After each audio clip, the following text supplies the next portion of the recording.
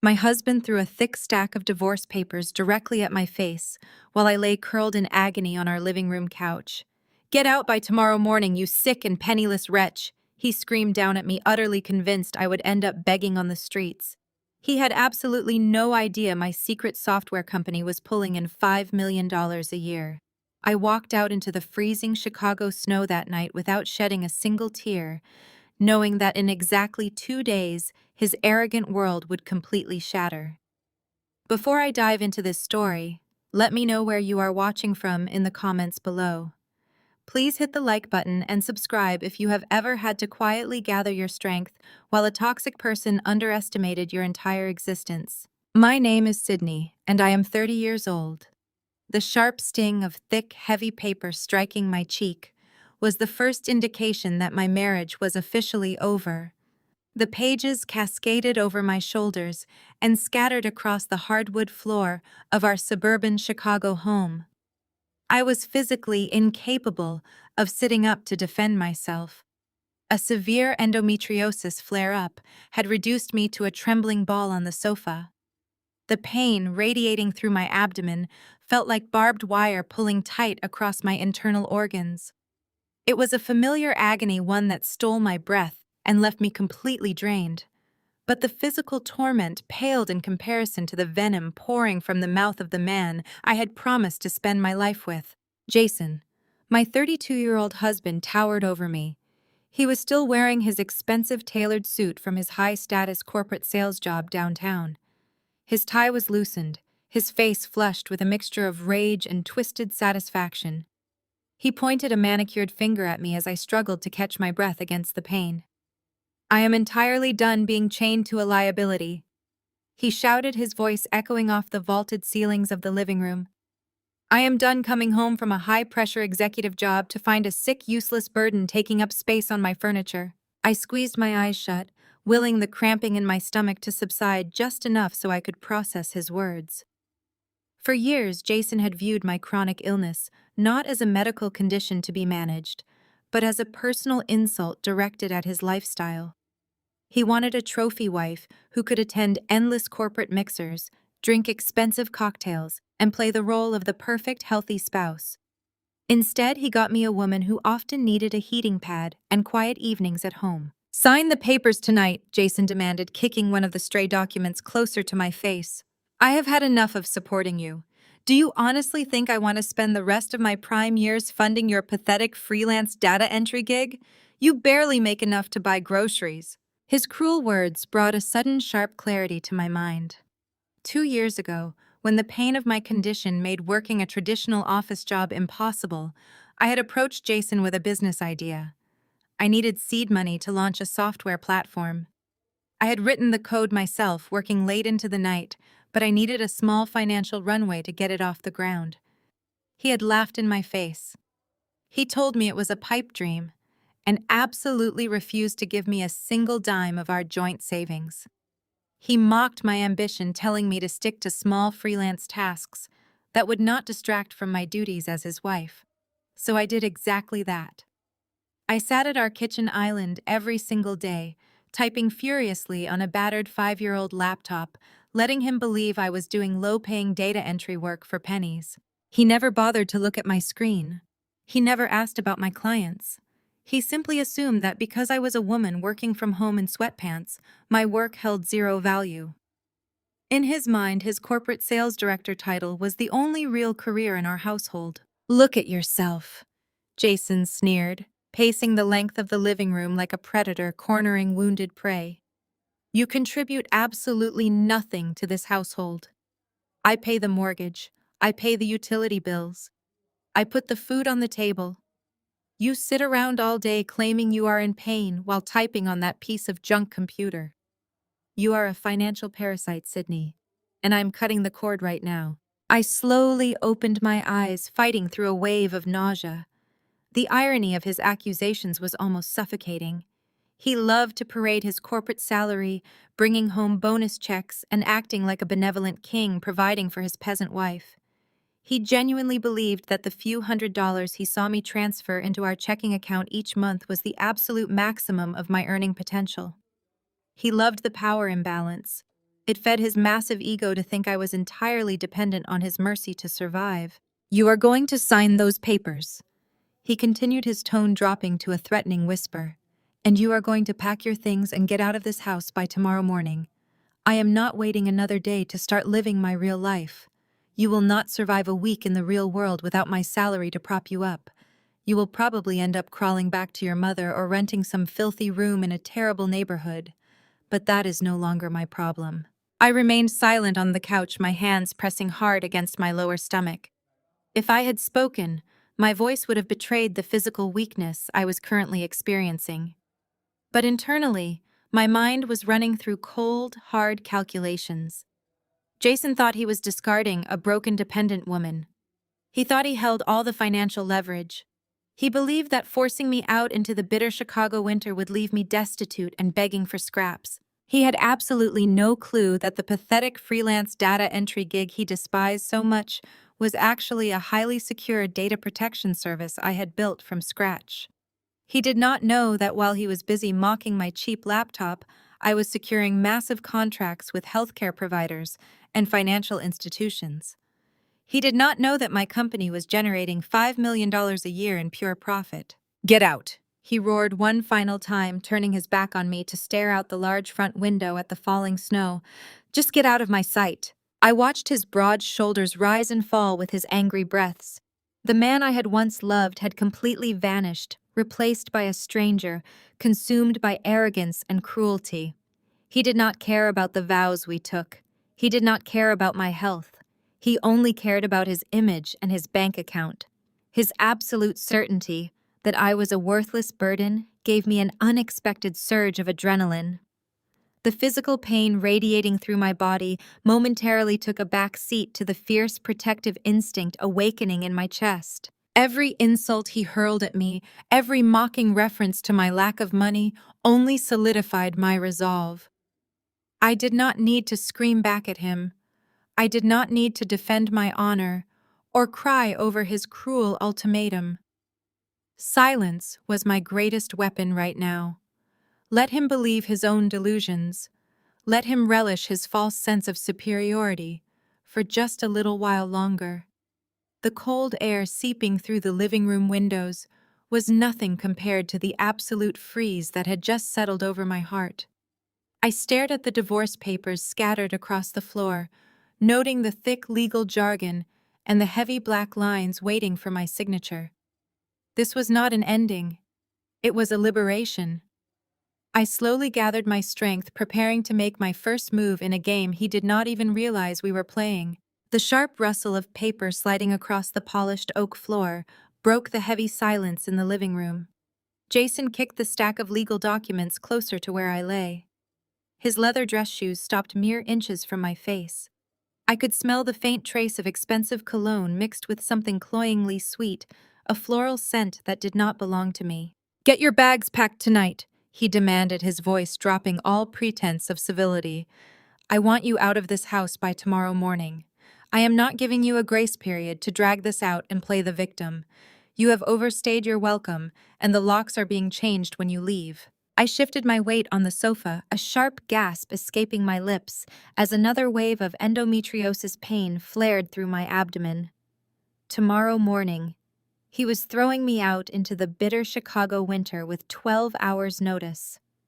My mind raced, piecing together the timeline of his sudden urgency. A divorce was one thing, but a midnight eviction required a kind of motivation. I did not have to wait long for the explanation. Jason paced back to the fireplace, leaning against the mantel with a posture of absolute triumph. "If you must know, I am not just clearing out the trash to enjoy the silence," he said, a cruel smirk twisting his features. "Brianna is moving in tomorrow afternoon. I need this place sanitized and empty before she arrives. I will not have her stepping foot into a house that still reeks of your sickness and failure." The name dropped into the freezing room like a lead weight. Brianna. She was a junior sales associate who had joined his department 6 months ago. She was 26 years old. I remembered her from a brief encounter at a company holiday party. She had perfectly highlighted hair, an overly enthusiastic laugh, and a habit of touching Jason on the arm whenever she spoke. At the time, Jason had dismissed her as an annoying subordinate who needed constant micromanaging. Clearly, that professional mentorship had evolved into something entirely different behind my back. She is everything you are not. Jason continued, his tone practically glowing with admiration for his new mistress. Brianna is 26, healthy, and incredibly ambitious. She goes to the gym at 5 in the morning. She puts in 60-hour weeks at the firm. She actually has a real future in the corporate world.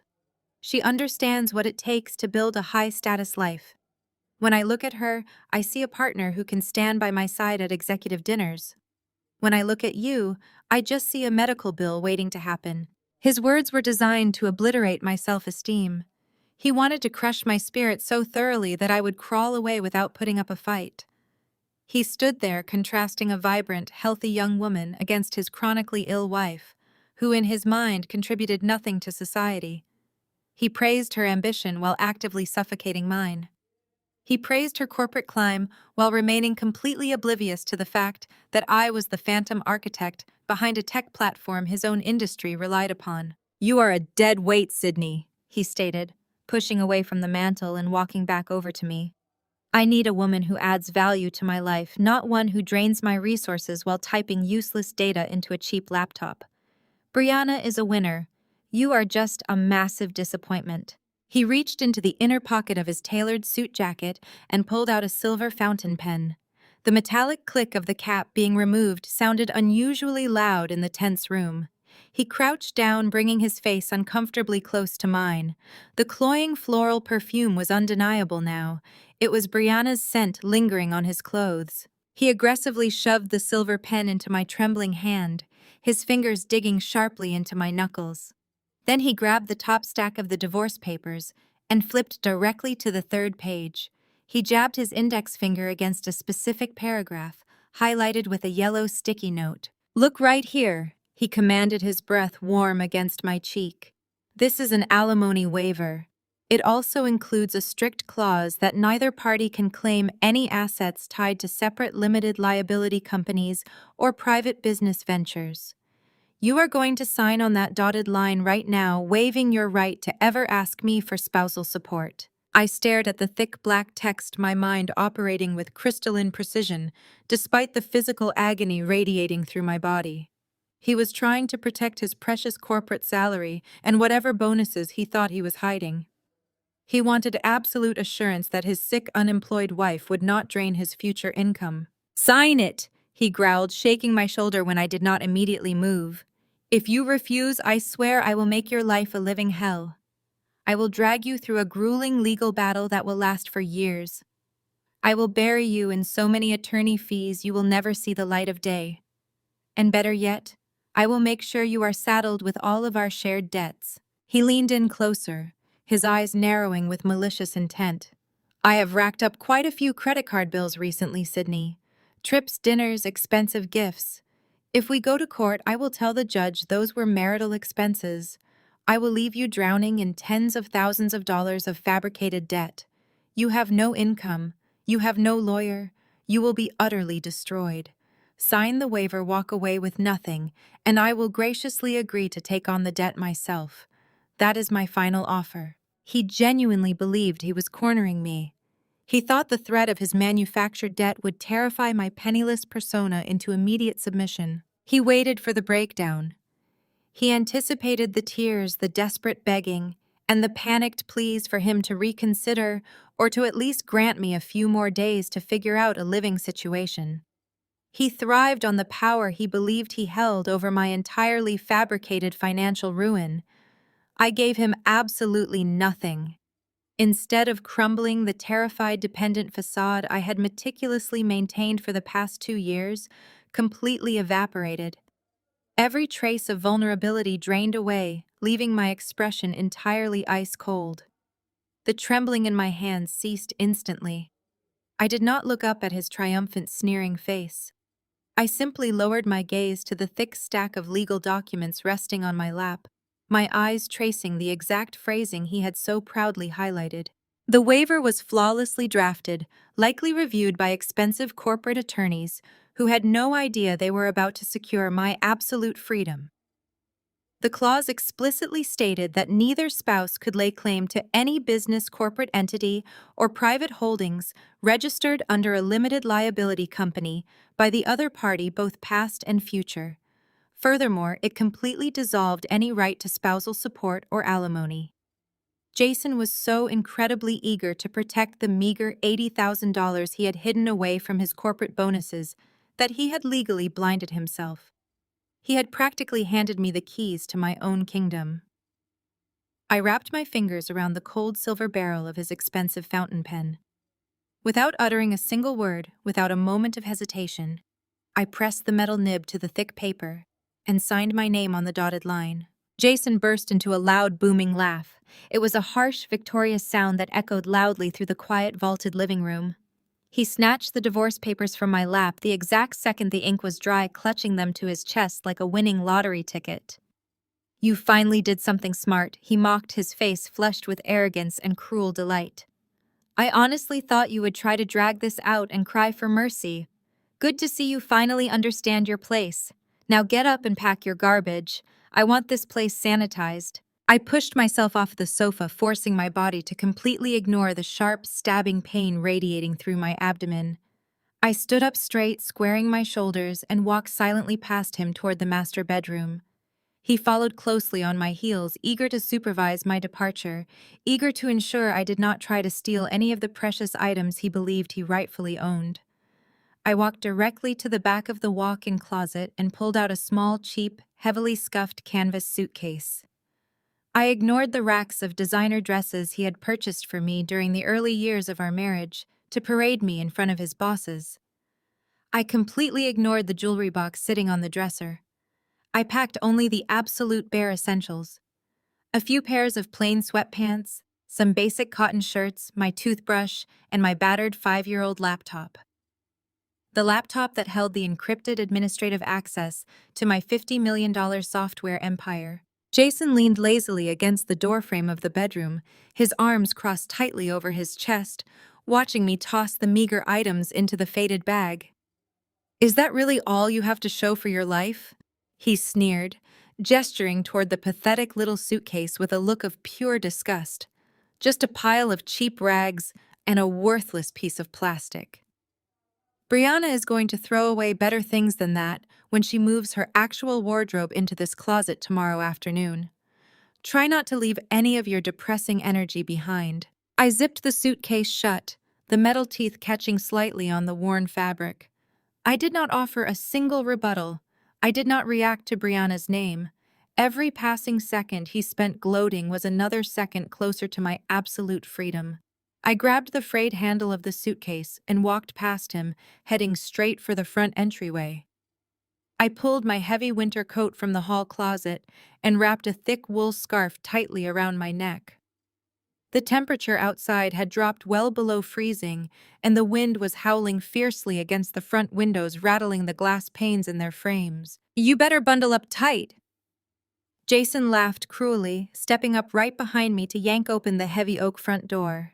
The icy wind immediately whipped into the warm house. It is a very long, very cold walk to the bus stop at this hour. Try not to freeze to death before you figure out which downtown homeless shelter has an open bed for the night. I stepped out onto the snow-covered front porch. The frigid midnight air hit my face instantly, a sharp biting wind that carried the heavy scent of impending snow. Thick white flakes were falling rapidly, coating the suburban street in a pristine, untouched blanket of ice. The neighborhood was dead silent, the houses around us dark and totally still. Behind me, Jason let out one final snort of derision. "Have a nice life, Sydney," he said, his voice dripping with condescension. "Try not to call me when you hit rock bottom. I am not your safety net anymore." The heavy oak door slammed shut with a definitive echoing thud, the deadbolt clicking loudly into place. He had locked me out into the freezing Chicago night. He was completely convinced that he had won. He was absolutely certain that I was about to trudge through the heavy snow, dragging a broken suitcase toward the nearest public transit stop, destined for a life of poverty and struggle. I stood alone on the frozen porch for exactly 10 seconds, allowing the biting cold to clear the last remnants of the toxic fog from my mind. I did not walk toward the snow-covered sidewalk. I did not head toward the bus stop at the end of the subdivision. I simply stood there, my posture completely relaxed, staring out into the dark, frozen street. Less than a minute later, twin beam headlights pierced through the falling snow at the end of the block.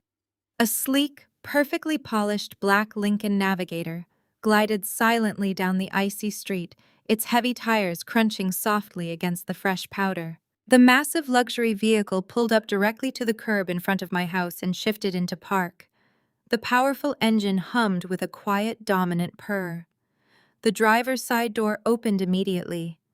A tall man dressed in a sharp, immaculate black chauffeur suit stepped out into the freezing storm. He did not rush, nor did he hesitate. He moved with the practiced, discreet efficiency of someone who handled high-net-worth clients for a living. He walked straight up the driveway, his polished shoes leaving crisp imprints in the snow. "Good evening, ma'am," he said quietly, bowing his head slightly as he reached the porch. He reached out and effortlessly took the cheap, scuffed suitcase from my hand, treating the battered canvas bag as if it contained solid gold. He turned and led the way back to the idling Navigator. He pulled open the heavy rear passenger door, the warm, ambient light from the luxury cabin spilling out onto the dark, icy street.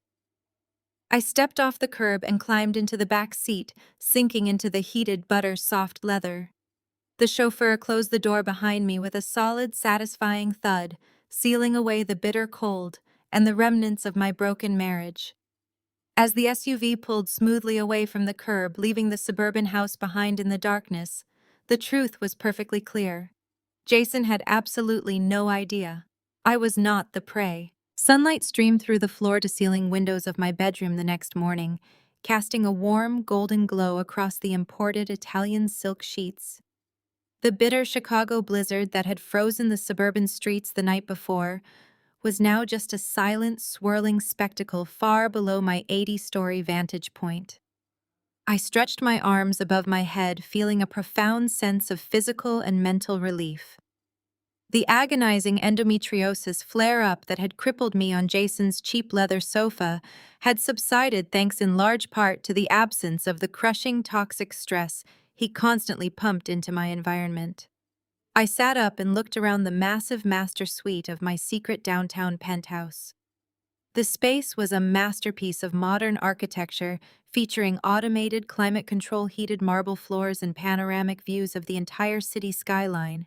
It was a world away from the cramped suburban life I had just walked out of. I reached over to the sleek mahogany nightstand and picked up my phone.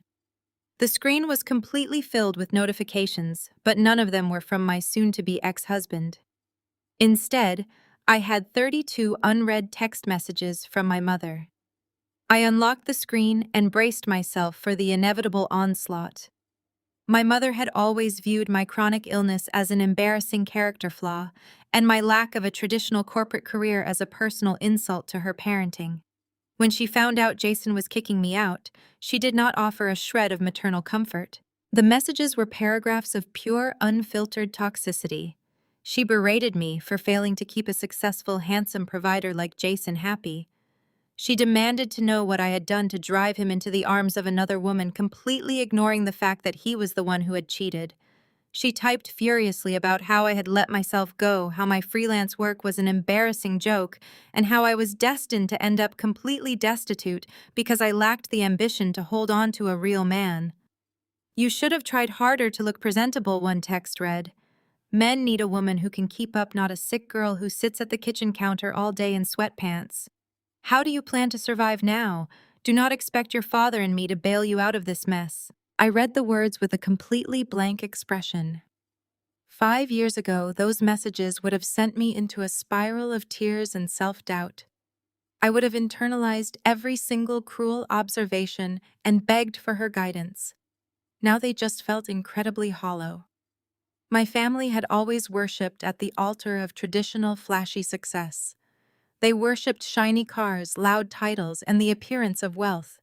They had absolutely zero capacity to understand the quiet, methodical building of an actual empire. I did not shed a tear. I did not type out an angry defensive reply trying to justify my worth. I simply pressed the delete button, watching the entire thread of toxic vitriol vanish from my screen without a second thought. I placed the phone back on the nightstand and walked into the massive spa-inspired bathroom to start my day. An hour later, I was dressed in a sharp, tailored cashmere lounge set, sipping a freshly brewed espresso in the sprawling, open-concept kitchen. The soft, melodic chime of the private elevator echoed through the penthouse, signaling an arrival. The heavy steel doors slid open seamlessly, and Jamal stepped directly into the foyer. Jamal was my brother-in-law, married to my older sister, but more importantly, he was the only person in the entire world who actually knew the truth about my life. At 34 years old, Jamal was a brilliant high-level certified public accountant who managed the private wealth of some of the most powerful individuals in the city. He walked into the penthouse looking immaculate in a custom-tailored charcoal suit, carrying a highly secure combination-locked titanium briefcase. "Good morning, Boss Jamal," said a warm, knowing smile spreading across his face as he set the heavy briefcase down on the marble kitchen island. "I see you survived the great suburban eviction." "I survived it perfectly," I replied, pouring him a cup of coffee and sliding it across the counter. "The accommodations here are a slight upgrade from the local bus stop shelter Jason assumed I would be sleeping in." Jamal let out a deep, booming laugh that filled the room. He took a sip of his coffee before spinning the combination wheels on his briefcase. The latches popped open with a sharp click. He pulled out a stack of heavily redacted financial reports and a secure tablet organizing them meticulously on the marble surface. Jamal was the absolute master of corporate financial defense. When I first started writing the code for my data security software from that kitchen island, he was the one who saw the genius in my architecture. He realized long before I did that my platform was going to disrupt the entire industry. More importantly, Jamal recognized the danger I was in. He had witnessed firsthand how my blood relatives, especially my mother and my sister, operated. He knew that if they ever discovered I was generating massive wealth, they would descend like vultures, demanding financial support, manipulating my boundaries, and using my money to fund their shallow lifestyles. He also knew Jason was a narcissistic opportunist who would immediately claim my success as his own, taking credit for my brilliant ideas while draining my accounts to buy flashy toys. So Jamal became my absolute firewall. He used his elite accounting expertise to establish a complex web of blind trusts, offshore holding companies, and layered limited liability corporations. He ensured that my name was legally scrubbed from every public document tied to the business. To the outside world, and to my incredibly arrogant husband, I was just a sick housewife doing pathetic data entry. In reality, I was the sole founder and owner of a data security software as a service company that was currently valued at over $50 million. "The corporate shields are holding perfectly," Jamal said, his tone shifting into absolute professional focus as he tapped the screen of his tablet. "I ran a complete sweep of the holding companies this morning. There is absolutely no paper trail connecting your personal social security number to the primary revenue streams. Your toxic family members still think you are completely broke, and your soon-to-be ex-husband remains entirely in the dark." I looked down at the financial summary glowing on the tablet screen. The numbers were staggering. My company handled the back-end security architecture for 3 of the largest regional hospital networks in the Midwest. The annual recurring revenue was flowing directly into heavily guarded corporate accounts that Jason could not even dream of accessing. Jamal had executed the financial cloaking with absolute perfection. He handed me a sleek black folder containing the latest quarterly reports. "We secured the new server expansion contracts late last night," he noted, leaning back against the counter. "Your net worth just bumped up another $2 million. It is incredibly poetic that while Jason was busy screaming at you about a few grocery bills, your platform was quietly processing millions of secure transactions." I smiled, tracing my finger over the embossed logo on the black folder. Jason was entirely convinced he held all the power because he brought home a nice corporate paycheck. He thought my silence last night was the silence of a defeated, broken woman. He had shoved those divorce papers into my chest, demanding I sign away my rights, completely unaware that he was severing himself from a $50 million empire. I looked at Jamal, the only family member who had ever truly protected me. The stage was perfectly set. I led Jamal away from the kitchen and down the wide, art-lined hallway toward my private home office. The room was a stark contrast to the cramped suburban life I had just left behind. Floor-to-ceiling windows offered a panoramic view of Lake Michigan, the dark, churning water matching the intensity of the storm outside. A massive mahogany desk sat in the center of the room, flanked by multiple high-resolution monitors displaying real-time data from my servers. Jamal took a seat in one of the plush leather guest chairs, opening his secure briefcase fully and extracting a secondary, much thinner folder. "Let us take a look at the financial genius you are about to divorce," Jamal said, his tone dripping with professional sarcasm. He tapped a few keys on his tablet and mirrored the display onto my largest wall monitor. "I ran a deep forensic dive into Jason's accounts last week when you told me his behavior was escalating. He is exactly as predictable and pathetic as we thought." Jamal pulled up a pie chart that looked incredibly sad compared to the 8-figure revenue streams we had just been reviewing. "Jason has been systematically funneling cash into a hidden offshore account for the past 14 months, Jamal explained, pointing with a laser pen. "He managed to squirrel away exactly $80,000. He clearly thought he was pulling off the heist of the century, assuming you would eventually try to claim half of his corporate salary in a divorce." I let out a harsh breath, shaking my head at the sheer absurdity of it. $80,000. That was less than my company generated in a slow week. Yet Jason had treated me like a leech, screaming about grocery bills while he patted himself on the back for hiding pennies. "But it gets better."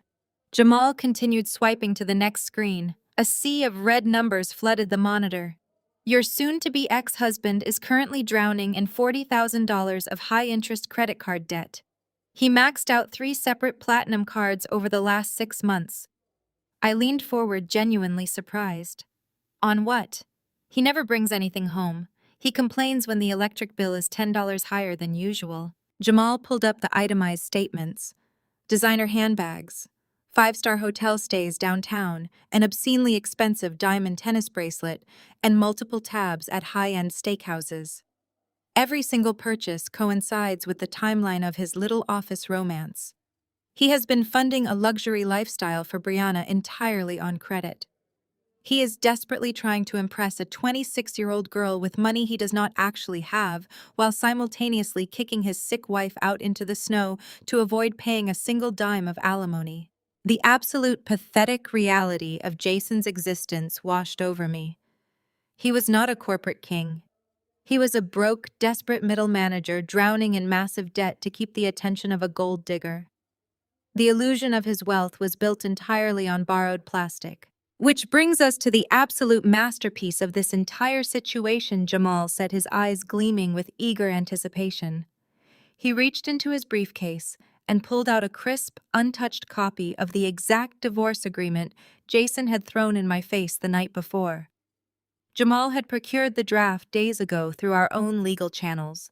Jason's monumental arrogance is going to be his total undoing. Jamal flipped directly to the 3rd page, tapping the very same paragraph Jason had violently jammed a silver pen against hours earlier. To protect his precious $80,000 secret stash, Jason instructed his cheap divorce attorney to draft an ironclad, separate property and limited liability company waiver. Jamal explained, reading the heavy text aloud. "The clause explicitly states that neither party shall have any right, title, or interest in any business corporation or limited liability company registered in the other party's name. It legally bars both of you from requesting financial discovery into any LLC. In a normal divorce, everything is brought into the light."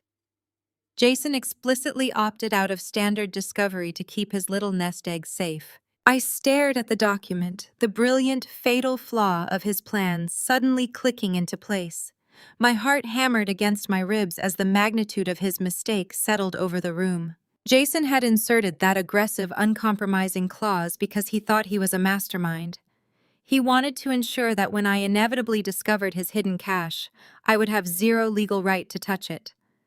He wanted to leave me destitute and trap me with his fabricated shared debts while permanently shielding his own assets behind a corporate veil. He thought he was building an impenetrable fortress around his pocket change. I said, a slow, dangerous smile finally breaking across my face. Exactly, Jamal confirmed, grinning right back at me. But because your entire $50 million software empire is structured under Apex Holdings, LLC, Jason just completely locked himself out. By forcing you to sign this specific waiver under duress, he legally forfeited any potential claim to your massive company. He handed you a bulletproof shield because he was too busy guarding a piggy bank to notice you owned the entire bank. The poetic justice of it was almost too perfect to believe. Jason had weaponized the legal system to crush me, completely unaware that he had just handed me the ultimate victory. I had signed the papers exactly as he demanded. I had given him exactly what he wanted. And in doing so, I had legally secured my absolute financial freedom from a man who thought I was utterly worthless. The sharp, sudden vibration of my cell phone on the mahogany desk shattered the quiet triumph of the moment. I picked up the device, the screen illuminated with a new text message. It was from Jason. I opened the thread. The message read, "Hope you found a cheap motel. Do not come crawling back and begging for a single cent. I am done paying for your existence." I stared at the glowing text, picturing him sitting in our suburban living room, likely drinking coffee with Brianna, laughing at my supposed misery. He felt utterly untouchable. He believed he had won the game. My fingers hovered over the keyboard. I did not unleash my anger. I did not mention his staggering credit card debt or his pathetic hidden account. I simply typed a single calm sentence. "See you at the lawyer's office tomorrow." I hit send, placed the phone face down on the desk, and looked back up at the wall monitor displaying my massive corporate revenue. The trap was set, the lock was engaged, and Jason had no idea he was already a dead man walking. The heavy glass doors of Sterling and Vance Associates swung open, ushering me into a world of corporate intimidation. The upscale Chicago law firm occupied the top floor of a prestigious downtown high-rise boasting panoramic views of the sprawling city landscape and the icy waters of Lake Michigan. I walked across the imported travertine lobby floor wearing a faded gray cardigan, slightly frayed dark denim jeans, and scuffed flat boots. I had deliberately selected the most pathetic, unremarkable outfit from the meager canvas suitcase Jason had watched me pack the night before. Playing the part of the defeated penniless housewife was absolutely crucial for this final act. The receptionist eyed my attire with poorly concealed disdain, her gaze lingering on my frayed cuffs, before she silently directed me toward Conference Room B, down the long, art-lined hallway. Pushing open the heavy frosted glass door, I stepped into the sprawling mediation room. The space was engineered to crush an opposing party's spirit, featuring a massive polished mahogany table and imposing high-backed leather chairs. Jason was already seated at the far end, looking obnoxiously pleased with himself in a crisp, tailored navy suit. But he was not alone. Seated directly beside him, clinging to his arm like a decorative accessory, was Brianna. She was exactly as I remembered from that brief company holiday party, only now her highlights were freshly touched up and her perfectly manicured nails rested possessively on Jason's sleeve. Bringing his mistress to our final divorce mediation was a calculated, cruel move designed to shatter whatever fragile fragments of dignity he assumed I had left. As I pulled out a chair opposite them, Brianna made a deliberate theatrical production of settling in. With a sharp flick of her wrist, she hoisted a pristine, heavily structured leather handbag and placed it dead center on the polished mahogany table. It was a brand new Hermes Birkin. The silver hardware gleamed under the recessed lighting, serving as a glaring, unmistakable symbol of absolute luxury and exclusive wealth. Brianna smoothed her hand over the textured leather, adjusting its position to ensure my eyes were drawn directly to the iconic piece. A genuine, suppressing smile fought its way up my throat. I recognized that specific bag immediately. Jamal had highlighted the exact transaction in his forensic financial breakdown just hours earlier. Jason had charged over $30,000 to a platinum credit card, boasting a 24% interest rate, just to secure that bag on the secondary market. Brianna was proudly displaying an item that was currently suffocating her new boyfriend in toxic, high-interest debt. She thought the bag was a weapon to make me feel small and inferior, but to me it was a glaring beacon of their combined financial stupidity. Brianna leaned intimately toward Jason, her voice dropping to a stage whisper that was entirely meant for my ears. "She looks so incredibly tragic, Jason," she murmured, her eyes scanning my faded cardigan and scuffed boots with a heavy dose of mock pity. "You were exactly right. It is honestly depressing just being in the same room as her. I do not know how you survived it for so long. She looks like she has completely given up on life." Jason patted her hand, shooting me a look of supreme arrogance. "You do not have to worry about her negative energy anymore, babe," he replied, making sure his voice carried clearly across the large table. "She is officially out of our lives today. She knows she has absolutely no leverage, so this will be a very quick, very quiet process. She knows better than to cause a scene or ask for things she does not deserve." The door clicked open again, and Jason's attorney strode into the room. He was a slick older man who introduced himself as Mr. Vance. He carried a slim leather briefcase and wore an air of utter boredom, clearly viewing this mediation as a trivial open and shut formality. He did not even bother to offer me a greeting. He simply dropped a thick stack of finalized paperwork onto the table and looked at me over the rim of his reading glasses. "We are here to finalize the separation of assets and officially record the waivers signed last night." Mr. Vance began, failing to hide his patronizing tone. "My client has graciously agreed to waive any potential claims to your meager personal checking account. In exchange, you have already provided your signature, affirming the complete separation of his corporate assets and the absolute waiver of any spousal support. We are simply here to execute the final notarization. I trust you are ready to conclude this matter without any unnecessary delays or emotional outbursts." I looked from the smug attorney to Jason, and finally to Brianna, who was still casually stroking the handle of her debt-financed handbag. They were all waiting for me to break. They fully expected me to shrink into my cheap cardigan, sign the final decrees with trembling hands, and slink out of the high-rise building to resume my supposedly pathetic existence. They thought the sight of Brianna and her luxury goods would reduce me to tears of jealousy and despair. Instead, I folded my hands neatly on the mahogany table, my posture perfectly straight. I did not break eye contact with Jason. The silence in the room stretched out, the tension slowly shifting from my side of the table to theirs. I let them sit in that quiet anticipation, letting Jason's smirk falter just a fraction of an inch as my unwavering gaze met his. I was not angry. I was not humiliated. I was completely, utterly serene. I watched Brianna adjust her designer jacket, completely oblivious to the fact that the man sitting next to her had just legally locked himself out of a $50 million fortune just to protect a checking account that held less money than the handbag resting between them. The trap was ready to snap shut. The trap was ready to snap shut. Mr. Vance cleared his throat, a sharp, abrasive sound that demanded total submission, and reached into his slim leather briefcase. He extracted a secondary stack of documents, thick with dense paragraphs of legalese, and fanned them out across the mahogany table with practiced intimidation. He clicked his expensive pen and pointed it directly at me, his face set in a hard, uncompromising mask. "We are proceeding with an expedited dissolution," Mr. Vance announced, his voice deliberately loud and overbearing. "By executing these final decrees today, you are consenting to a complete, irrevocable waiver of equitable distribution. You are formally declining your right to subpoena duces tecum. You are completely foregoing any forensic financial discovery phase ad infinitum. This means no bank audits, no asset tracing, and no retroactive claims. If you try to challenge this later, I will personally see to it that you are sanctioned for frivolous litigation and held entirely liable for my client's attorney fees.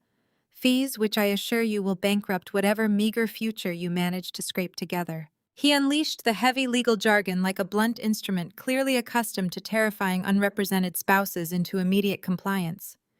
He wanted to paralyze me with the threat of endless court battles and crushing legal debt. He wanted me to believe that asking a single question or requesting a moment to review the documents would trigger a financial apocalypse. I knew exactly how to play this game. I let my shoulders slump forward, deliberately breaking the strong, unwavering eye contact I had held just moments before. I pulled the edges of my faded gray cardigan tightly across my chest, mimicking the posture of a woman who was utterly defeated and terrified of the powerful men sitting across from her. I forced my hands to tremble slightly as I reached out to touch the edge of the thick paper. I allowed my breathing to become shallow and rapid, acting as though the sheer weight of his legal threats was physically crushing me. Across the table, Jason practically vibrated with malicious joy. He leaned back in his high-backed leather chair, interlacing his fingers and resting them on his stomach. He turned his head slightly toward Brianna, a smug, victorious grin stretching across his face. Brianna mirrored his cruel amusement. She picked up her brand-new Birkin bag and shifted it to her lap, as if she were worried my poverty might somehow contaminate the expensive leather. She looked at me with a mixture of profound boredom and absolute disgust, whispering something into Jason's ear that made him stifle a harsh laugh. I started making sure my voice sounded small, hesitant, and appropriately intimidated. I just want to make sure I understand what I'm agreeing to before we put it on the official record. Mr. Vance let out an exasperated sigh, exchanging a thoroughly exhausted look with Jason.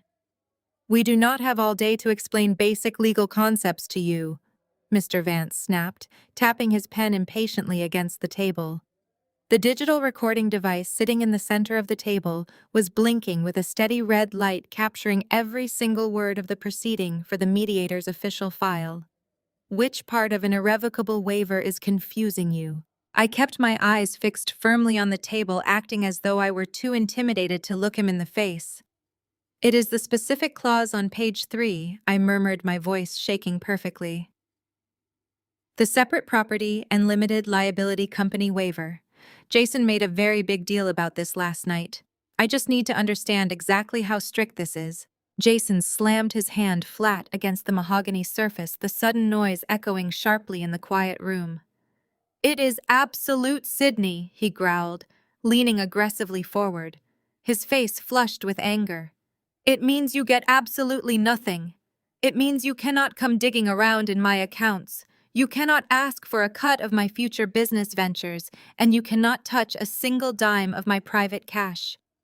You are walking away with exactly what you brought into this marriage, which is absolutely nothing.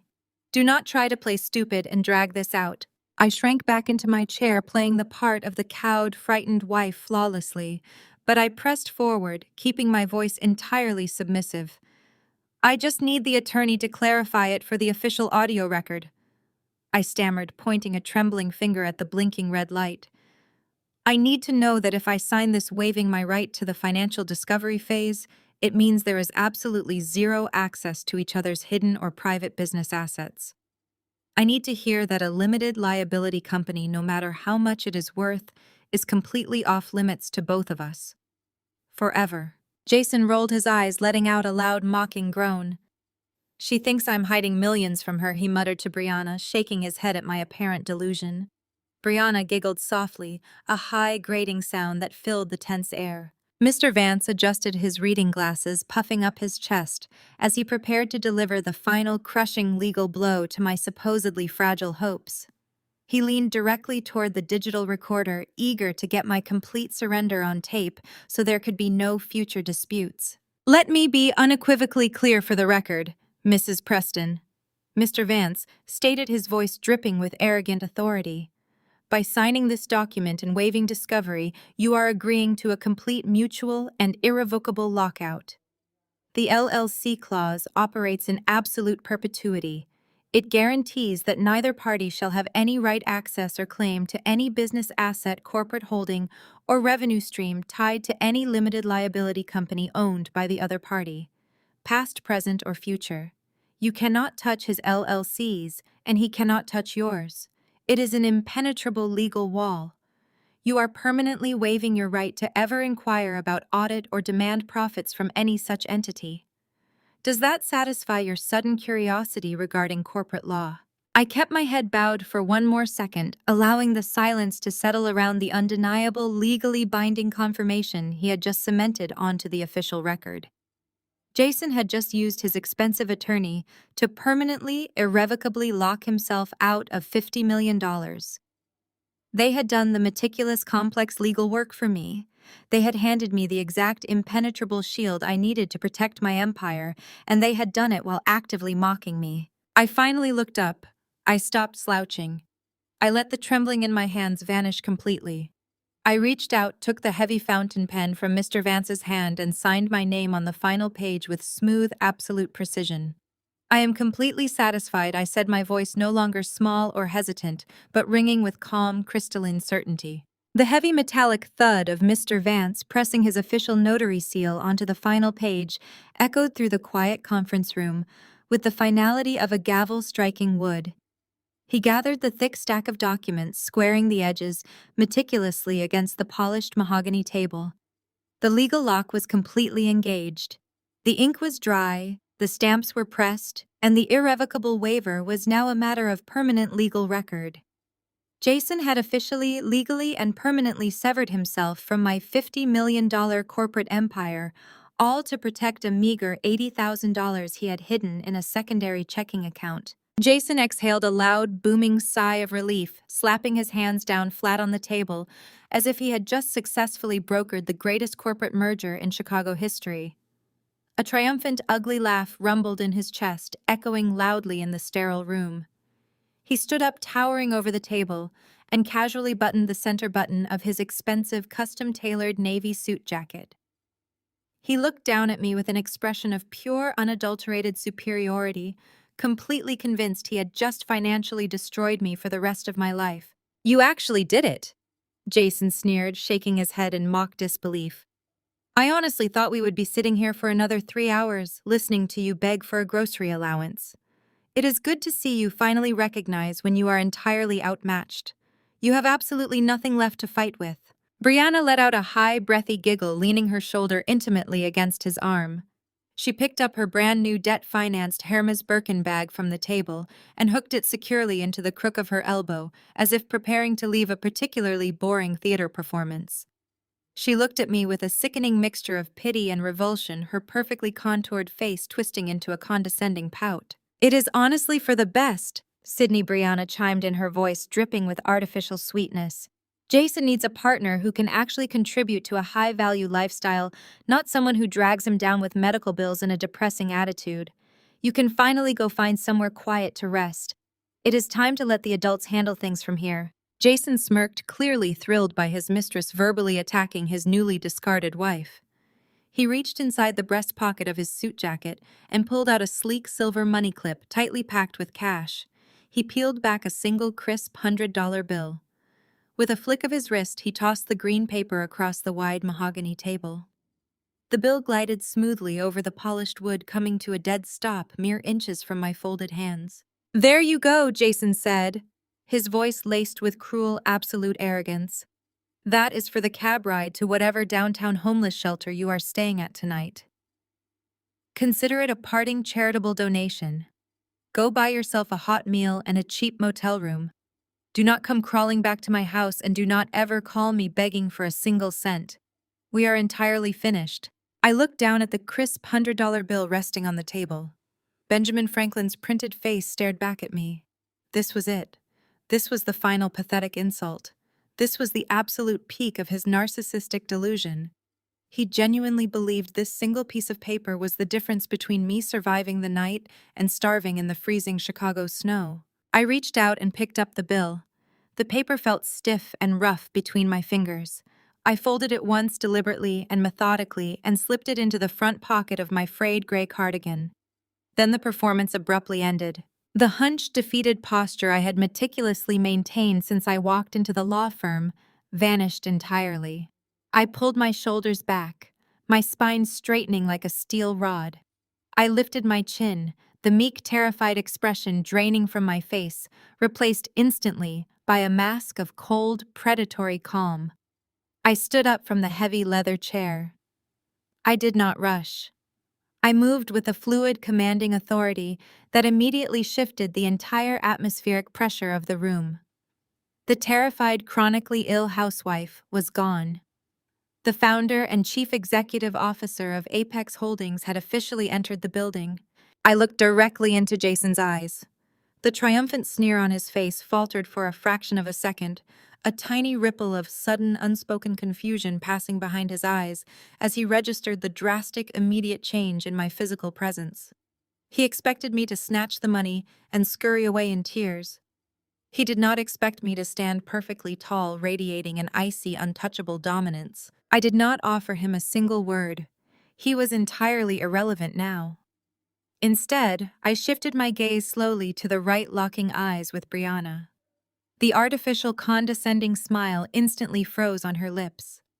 She instinctively gripped the handle of her $30,000 handbag tighter, leaning slightly backward as if suddenly realizing she had walked into the cage of a very dangerous predator. She blinked rapidly, clearly unsettled by the absolute lack of fear in my expression. "Enjoy the house, Brianna," I said, my voice dropping to a low, razor-sharp cadence that sliced through the dead silence of the conference room. It did not shake. It did not waver. It was completely stripped of any emotion, echoing with a chilling, absolute certainty. I held her panicked gaze for 3 agonizing seconds before delivering the final quiet blow. "I highly suggest you pack light." Brianna's mouth opened slightly, but no sound came out. The blood visibly drained from her perfectly bronzed cheeks. She looked frantically up at Jason, seeking reassurance, completely unable to process why the destitute, discarded wife was suddenly speaking to her like a landlord delivering an eviction notice. Jason scowled deeply, his thick brow furrowing in irritation. "What the hell is that supposed to mean?" he snapped, stepping forward aggressively, trying to reclaim his dominant position in the room. "You do not get to make threats on your way out the door. Take your charity money and get the hell out of my sight." I did not answer him. I did not even look at him. I simply turned on my heel and walked toward the heavy frosted glass doors. My scuffed flat boots clicked against the hardwood floor with a steady, measured, unhurried rhythm.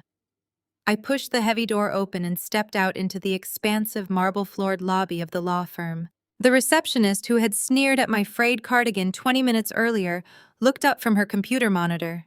Her eyes widened slightly, her posture stiffening as I walked past her desk. The aura of complete unbothered power I was projecting was impossible to ignore. I did not look back at the mediation room.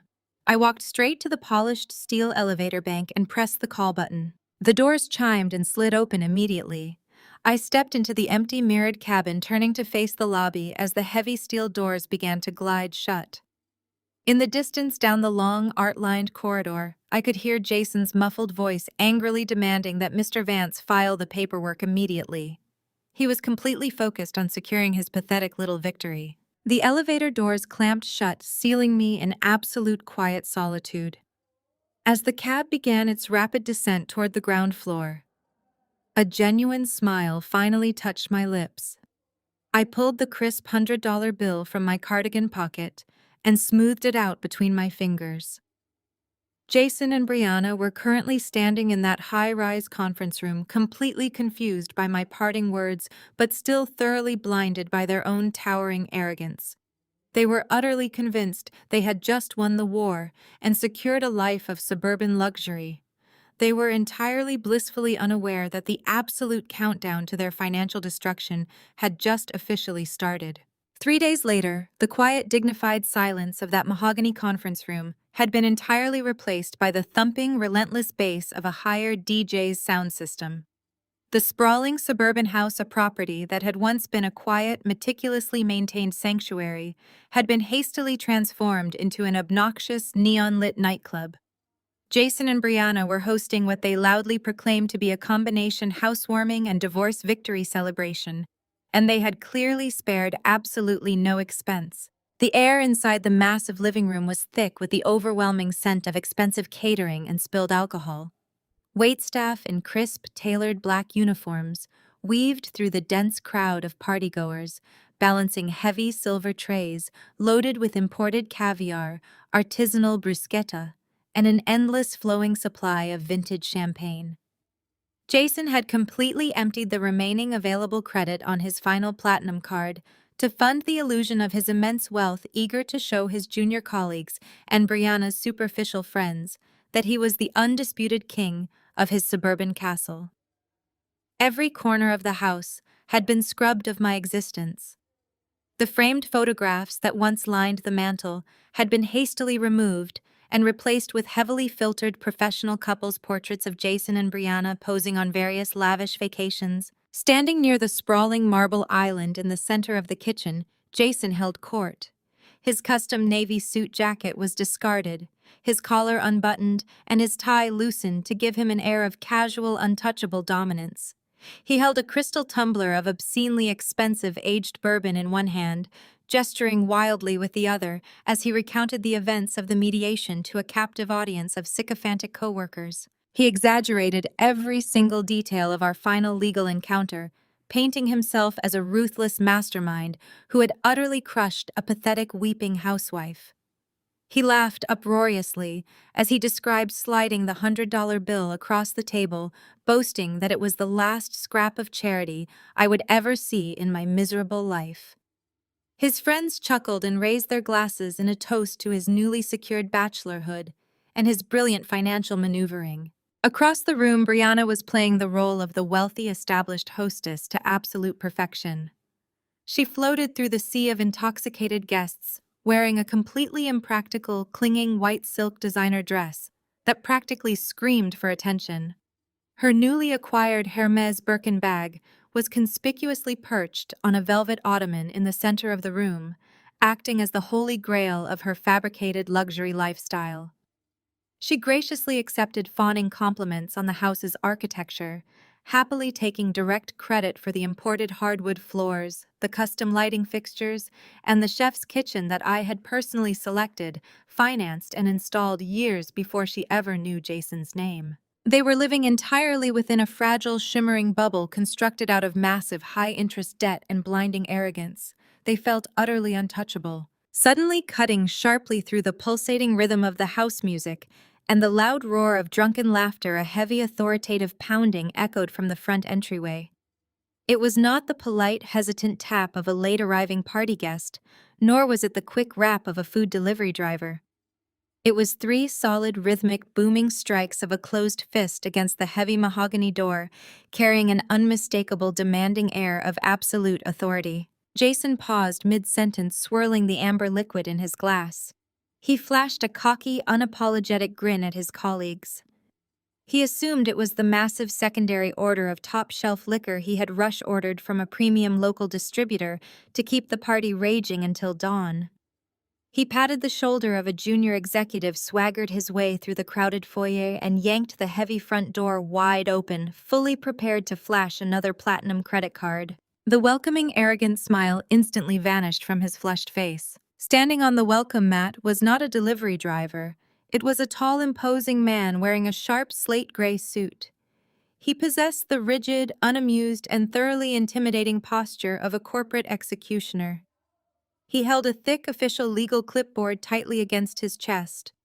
His cold, dark eyes swept over Jason's loosened tie, the pulsing strobe lights bleeding into the foyer, and the loud, intoxicated crowd beyond his expression instantly hardening into a mask of pure professional disdain. Jason tried to immediately recover his swagger, leaning casually against the doorframe and crossing his arms over his chest.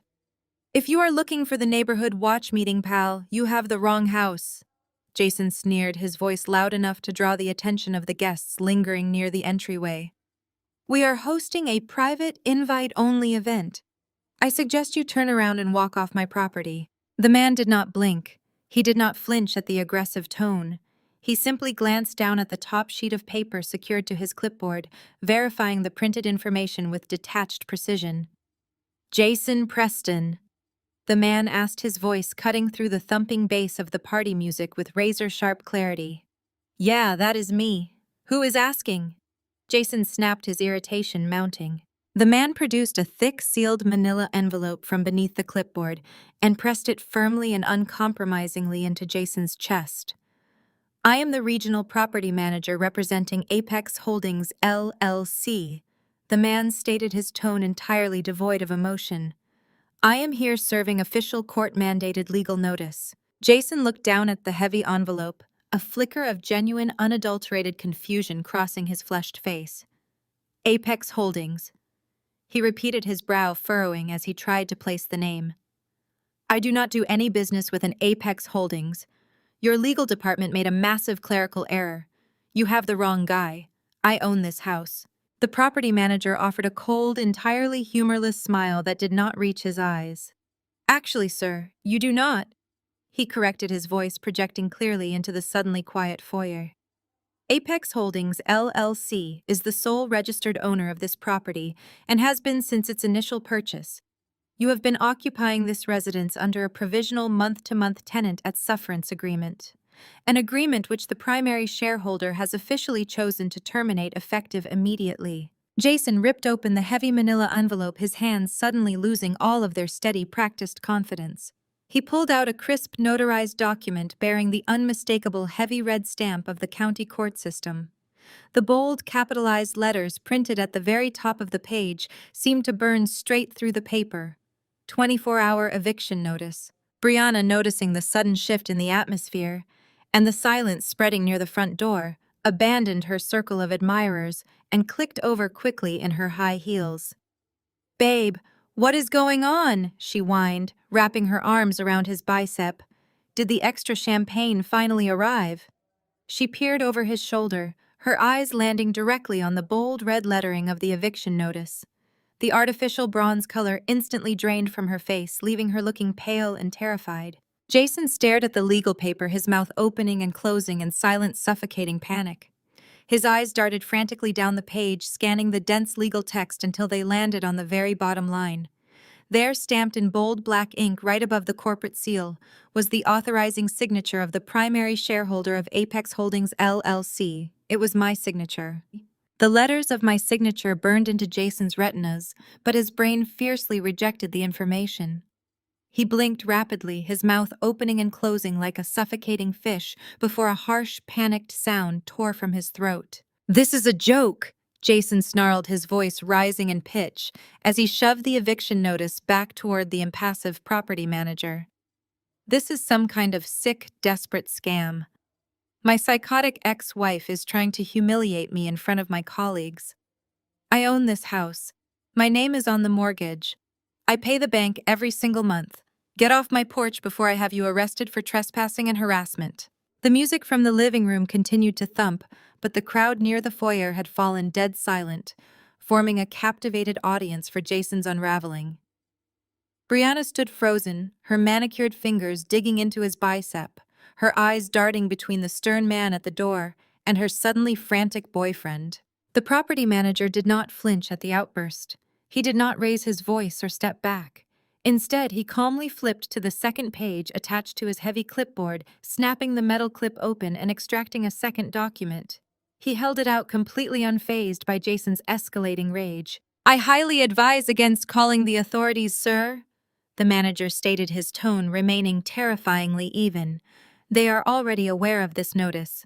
As for your claims of ownership, I suggest you review the county records. Here is a certified copy of the master deed. Jason snatched the paper, his hands trembling with adrenaline and fear. Brianna leaned over his shoulder, her breath catching audibly. The document was an irrefutable county-stamped property deed. It listed the buyer, the date of purchase, and the transfer of title. The property had been purchased exactly 5 years ago, paid for entirely in cash.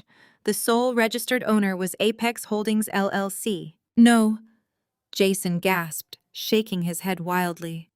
No, this is forged. This is impossible. Sydney and I bought this place together. I have the financial records. I log into the mortgage portal on the first of every month and pay $3,000. I have 5 years of bank statements proving I pay the mortgage. You have 5 years of bank statements proving you pay rent. The property manager corrected, his voice slicing through the heavy, suffocating air of the foyer. You never had a mortgage with a bank, Mr. Preston. The online payment portal you have been using for half a decade was created and maintained by Apex Property Management, a subsidiary of Apex Holdings, LLC. You were not building equity. You were depositing a monthly tenant fee directly into a corporate account owned entirely by your former wife. She purchased this property in cash 5 years ago. You have been a tenant at Sassafras ever since. The absolute staggering magnitude of the deception crashed down on Jason. 5 years. For 5 whole years, he had marched around the sprawling suburban house complaining about the cost of maintenance, acting like the master of his domain, and lecturing me about financial responsibility. He had berated me for grocery bills, while dutifully sending thousands of dollars straight into my private corporate portfolio. He had funded his own illusion. But we were married, Jason yelled, his voice cracking with a mixture of terror and unadulterated fury. His face had shifted from a flushed red to a sickly pale gray. It is a marital asset. You cannot evict a spouse from a marital asset. I have rights to half of this property. I will drag her back into court. I will sue her for every penny she has. The property manager reached into his jacket pocket and pulled out a crisp folded piece of paper. It was a photocopy of the exact document Jason had gloated over just 3 days prior, the legal waiver. Under normal circumstances, a primary residence acquired during a marriage might be subject to equitable distribution. The manager explained, his voice entirely devoid of pity. However, my office received the finalized, notarized separation decrees from your legal counsel this morning. In those documents, you aggressively demanded and signed an ironclad, irrevocable waiver regarding any and all assets tied to limited liability companies. You explicitly legally barred yourself from ever claiming any right, title, or interest in Apex Holdings, LLC, or its subsidiaries. By forcing that specific clause to protect your own hidden assets, you completely surrendered any marital claim to this house. You handed over the keys the moment you signed that paper. Jason stumbled backward, hitting the wall of the foyer. The glass-framed mirror behind him rattled from the impact. The air was completely sucked out of the room. The guests who had gathered to watch the commotion were staring at him with wide, shocked eyes. The wealthy, untouchable corporate executive they thought they were celebrating was suddenly exposed as a broke homeless tenant who had just been legally outmaneuvered by the wife he had mercilessly mocked. Brianna let go of Jason's arm as if she had just been burned.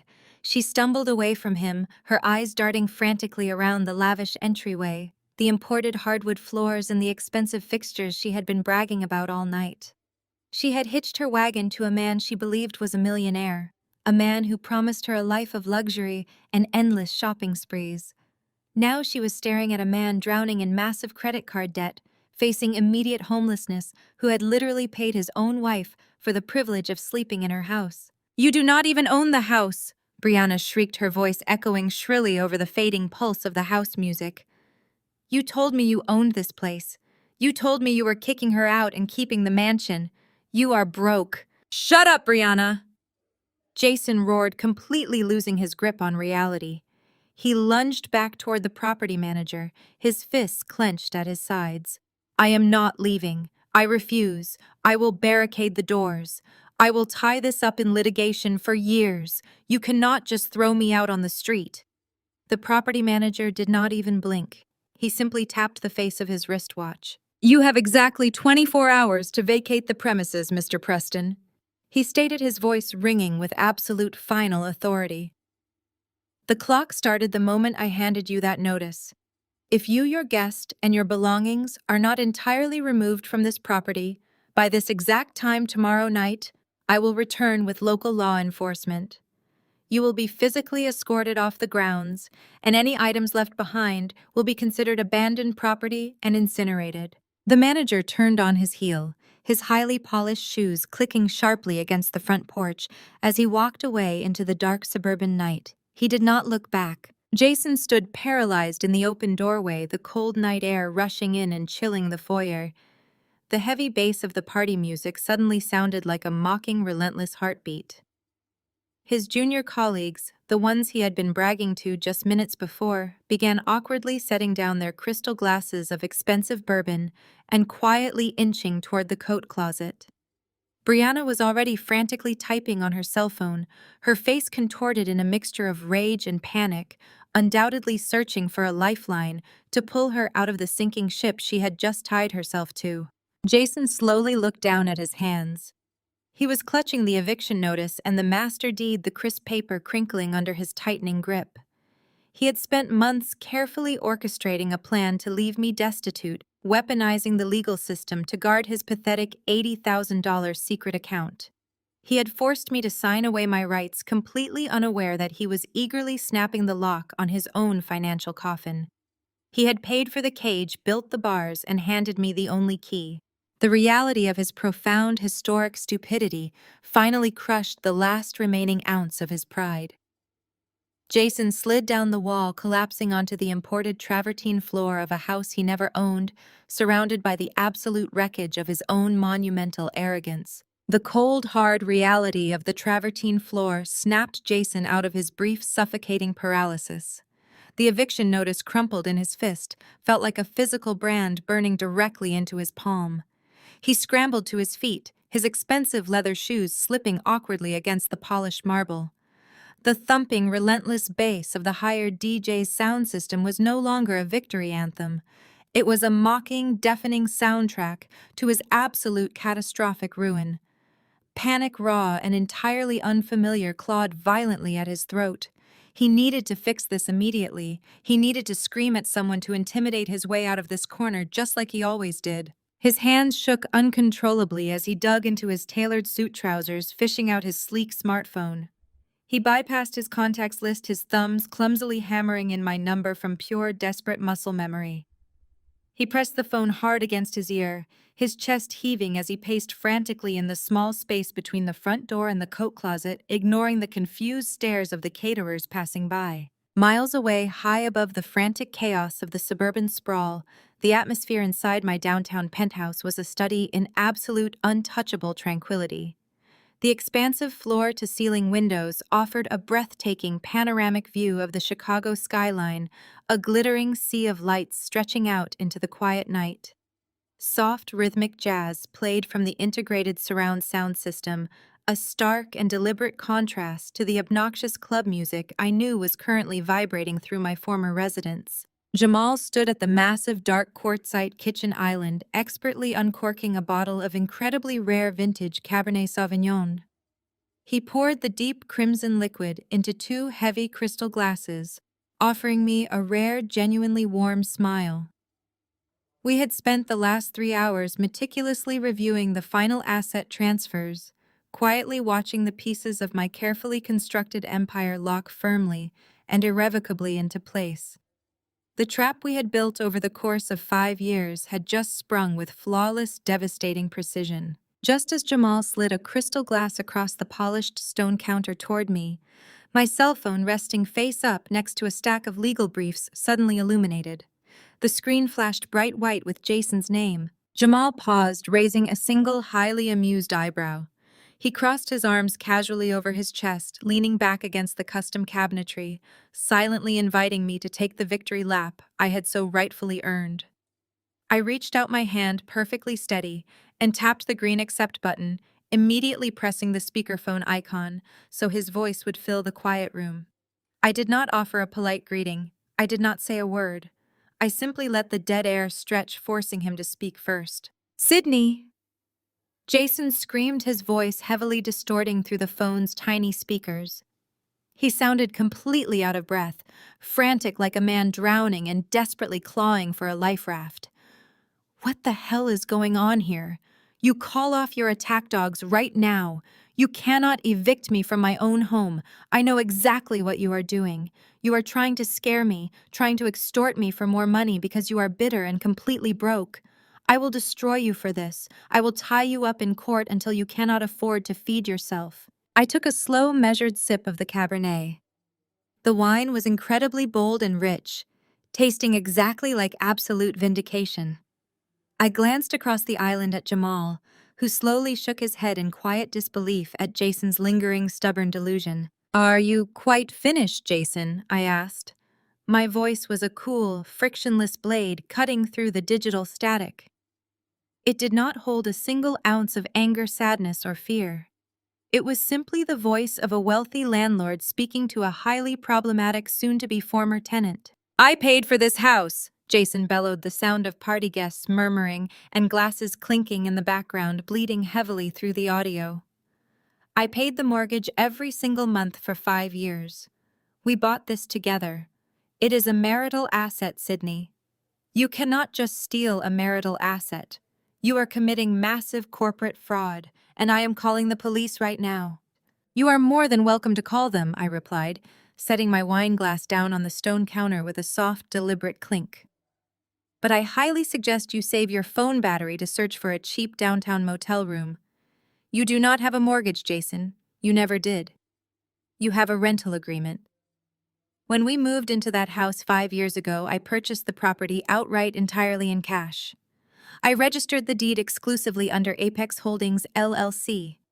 You were perfectly happy to let your meek, sick wife handle all the mundane administrative details of our lives, so you never once bothered to look closely at the online portal where you submitted your monthly housing contribution. You have been paying rent directly into my corporate accounts for half a decade. The silence on the other end of the line was absolute, save for his ragged, incredibly heavy breathing.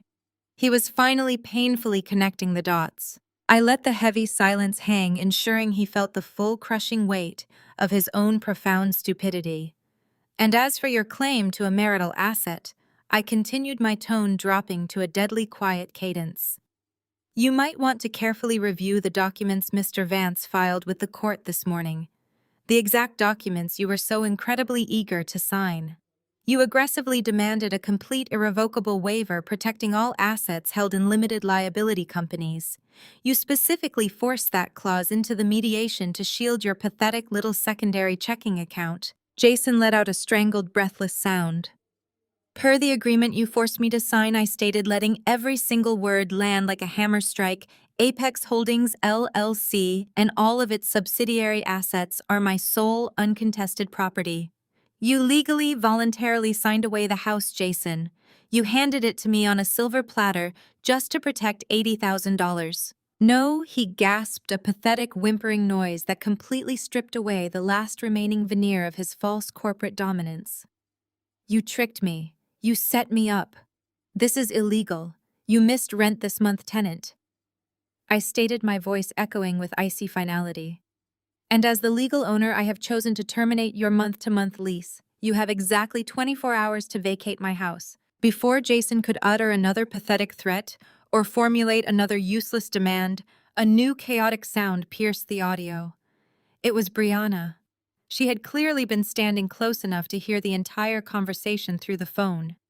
She had just fully processed the horrifying reality that the luxurious mansion, the wealthy corporate partner, and the millionaire lifestyle she had confidently banked on were complete and utter fictions. A high-pitched, hysterical shriek tore through the background of the call. She began screaming at Jason at the top of her lungs, her voice laced with pure venom and absolute panic. She cursed him for lying to her, for making her look like a fool in front of her superficial friends, and for dragging her down into his immediate, inescapable financial ruin. Her screeching echoed loudly through the foyer, followed instantly by the sharp, violent sound of a heavy glass object shattering violently against a wall. I did not wait to hear the rest of their spectacular, messy implosion. I reached out and tapped the red button on my screen, instantly cutting off the chaotic symphony of their destruction. The penthouse smoothly returned to its serene, quiet jazz. Miles away, Jason slowly lowered the dead phone from his ear. His hand was trembling so violently he nearly dropped the device. He turned slowly, his face drained of all blood and color. The DJ, noticing the violent altercation unfolding in the entryway, had abruptly cut the music. The entire sprawling living room of caterers, junior executives, and superficial party guests stood in total agonizing silence.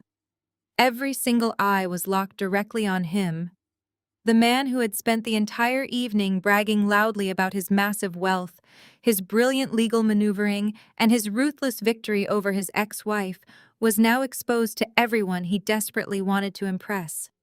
He stood frozen in the bright lights of a house he did not own, exposed as a completely destitute, utterly humiliated, and entirely homeless fraud. 1 week later, the intoxicating illusion of boundless wealth had evaporated entirely, leaving behind a stark, suffocating reality. The heavy mahogany doors and imported marble floors of the suburban estate were completely gone. In their place was a chipped hollow-core front door that rattled violently in its frame every time a neighbor stomped down the poorly lit, stained, carpeted hallway. Jason stood in the minuscule, windowless bathroom of their hastily acquired rental apartment, staring at his reflection in a water-spotted mirror. The harsh, flickering fluorescent bulb above the sink cast sickly yellow shadows across his face, highlighting the deep, dark circles bruising the skin beneath his bloodshot eyes. He fumbled with the silk fabric of his navy tie. His hands, usually so steady and practiced, were trembling slightly. The air in the tiny bathroom was thick and humid, smelling faintly of mildew and the stale cabbage cooking in the unit next door. He wiped a bead of cold sweat from his forehead, trying desperately to focus on the knot. From the adjacent room, which served as a combined living room, dining room, and kitchen, Brianna let out a loud theatrical groan. The sound grated against Jason's severely frayed nerves. "I literally cannot live like this." "Jason," Brianna snapped, her voice stripped entirely of the breathy, adoring sweetness she had weaponized just a week prior. Jason stepped out of the cramped bathroom and surveyed the depressing scene. Brianna was perched on the edge of a lumpy beige fabric sofa that had come furnished with the cheap apartment. She was wearing a silk robe, her arms crossed defensively over her chest.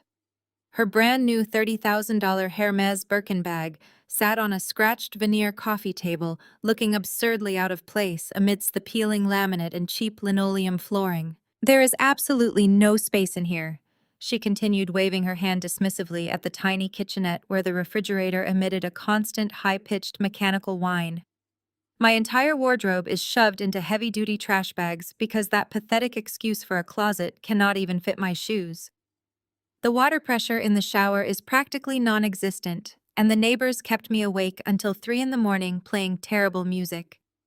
You promised me a luxury lifestyle. You promised me a mansion. Instead, I am trapped in a shoebox that smells like cheap takeout and regret." Jason gritted his teeth, suppressing the urge to scream. He walked over to the tiny, wobbly dining table where his leather briefcase rested. "I told you, Brianna, this is strictly temporary," he said, forcing a calm, reassuring tone that he absolutely did not feel. "We had to move fast.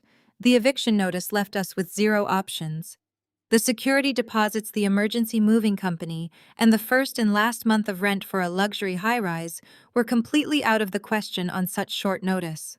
"Out of the question because you are entirely broke," Brianna shot back, her eyes narrowing with undisguised contempt. "You maxed out your credit cards buying vintage champagne and imported caviar for a party at a house you did not even own. You are a complete fraud. If my friends find out I am living in a complex that does not even have a concierge, my social life is entirely finished." Jason clamped his hands onto the edge of the cheap table, his knuckles turning white. His chest felt incredibly tight, a heavy, suffocating block of panic pressing down on his lungs. Brianna was right, and that was the most agonizing part. His financial situation was a catastrophic disaster. The $80,000 he had so ruthlessly fought to protect and hide in that secondary account was draining at an alarming, unsustainable rate.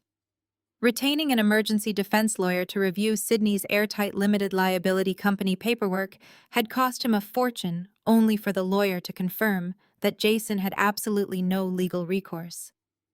The mountain of high-interest credit card debt he had accumulated, trying to maintain his wealthy facade, was now demanding exorbitant minimum payments. He was quite literally drowning. But he had a lifeline, one single golden lifeline remaining.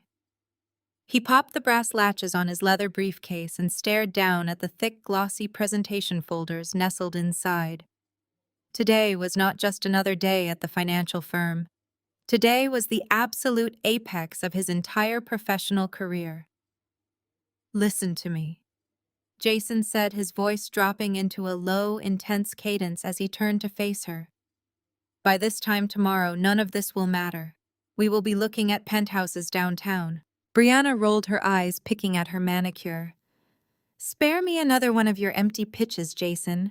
I am not one of your gullible junior analysts. This is not an empty pitch, he insisted, grabbing his suit jacket from the back of a plastic dining chair. Today is the presentation for the Sentinel project. My firm is sitting down with the executive board of the largest tech conglomerate on the West Coast. We are pitching a massive multi-million-dollar software security integration package. I have been leading the development of this specific financial model for 6 months. I know every single metric, every projection, and every vulnerability inside and out. He shrugged into his jacket, adjusting the lapels, feeling a tiny fraction of his old, arrogant swagger returning as he focused on the numbers. It was the only thing that made sense anymore. It was his guaranteed ticket back to the top. When I land this contract today, my direct commission alone will easily break the 7-figure mark, Jason declared, his eyes burning with frantic, desperate ambition. It is the biggest account in the history of our firm. The giant tech partner needs a flawless security integration to protect their global user data, and my financial architecture is the only framework that supports their massive scale. The senior partners have already promised me a massive bonus if I close the deal. One successful meeting today, and I wipe out all of the debt. I replenish the accounts. We move out of this dump tonight and check into a luxury suite at the Four Seasons while we shop for a real house. Sydney thinks she destroyed me, but she is completely wrong. I am going to walk back into the office, deliver the pitch of a lifetime, and buy my way back to the top. Brianna looked up, a tiny spark of greedy hope briefly overriding her miserable scowl. 7 figures, she repeated, testing the weight of the words. You are absolutely certain you can close it? Jason snapped his briefcase shut with a sharp, definitive click. It is a guaranteed lock, he stated confidently. The tech executives love my preliminary projections. The software security suite is flawless. All I have to do is walk into that boardroom, shake their hands, and finalize the integration timeline. He walked over to the cheap front door, grabbing his keys from a chipped ceramic bowl. He did not look back at the dingy walls or the stained carpet. He focused entirely on the image of the sprawling, glass-walled boardroom waiting for him downtown. The panic in his chest receded slightly, replaced by the cold, hard adrenaline of a desperate salesman. He was going to save his own life. He was going to walk into his firm, dominate the room, and secure the multi-million-dollar commission that would erase this entire humiliating nightmare. The transition from the squalor of his temporary apartment to the sterile, towering glass and steel architecture of his financial firm felt like stepping between 2 entirely different planets. As Jason rode the high-speed elevator up to the 50th floor, he aggressively forced his posture upright, rolling his shoulders back and adjusting the Windsor knot of his tie until it sat perfectly flush against his collar. He closed his eyes and inhaled a deep, steadying breath of the filtered, climate-controlled air, mentally locking away the terrifying reality of his maxed-out credit cards, his furious mistress, and his impending bankruptcy. He had to be flawless. He had to be the apex predator his colleagues believed him to be. He stepped off the elevator and strode directly into the expansive executive boardroom. The space was a testament to corporate intimidation, featuring a massive, highly polished mahogany table that stretched the length of the room, surrounded by 20 heavy black leather chairs. Floor-to-ceiling windows offered a dizzying panoramic view of the city skyline, casting long, dramatic shadows across the expensive carpet. Junior analysts scurried around the perimeter, nervously adjusting water pitchers, straightening leather-bound notepads, and ensuring the high-definition projector was perfectly calibrated. Jason took his place at the very head of the table, setting his briefcase down and pulling out his sleek silver laser pointer. He gripped the small metal cylinder tightly in his sweaty palm, pasting a look of absolute unbothered confidence across his face. One by one, the senior partners of the firm filed into the room, their expressions grave and focused. These were men who controlled billions in assets, men who did not tolerate failure or hesitation. Finally, the president of the firm, a famously ruthless and demanding man named Richard Sterling, entered the boardroom and took his seat near the front. Sterling did not offer a polite greeting or engage in trivial small talk. He simply steepled his fingers on the table and looked directly at Jason. The atmospheric pressure in the room instantly dropped. The junior analysts froze, pressing themselves against the walls. Jason felt a cold bead of sweat slide down his spine, but he maintained his bright, charismatic smile. Before you begin your presentation, Jason Sterling announced, his gravelly voice echoing clearly through the dead silence of the room. I want to make the stakes of this specific pitch abundantly clear to everyone present. The Sentinel project is not just another standard corporate integration. The client we are pitching to today represents a rapidly expanding global tech conglomerate that has recently executed a series of incredibly aggressive, highly successful corporate acquisitions.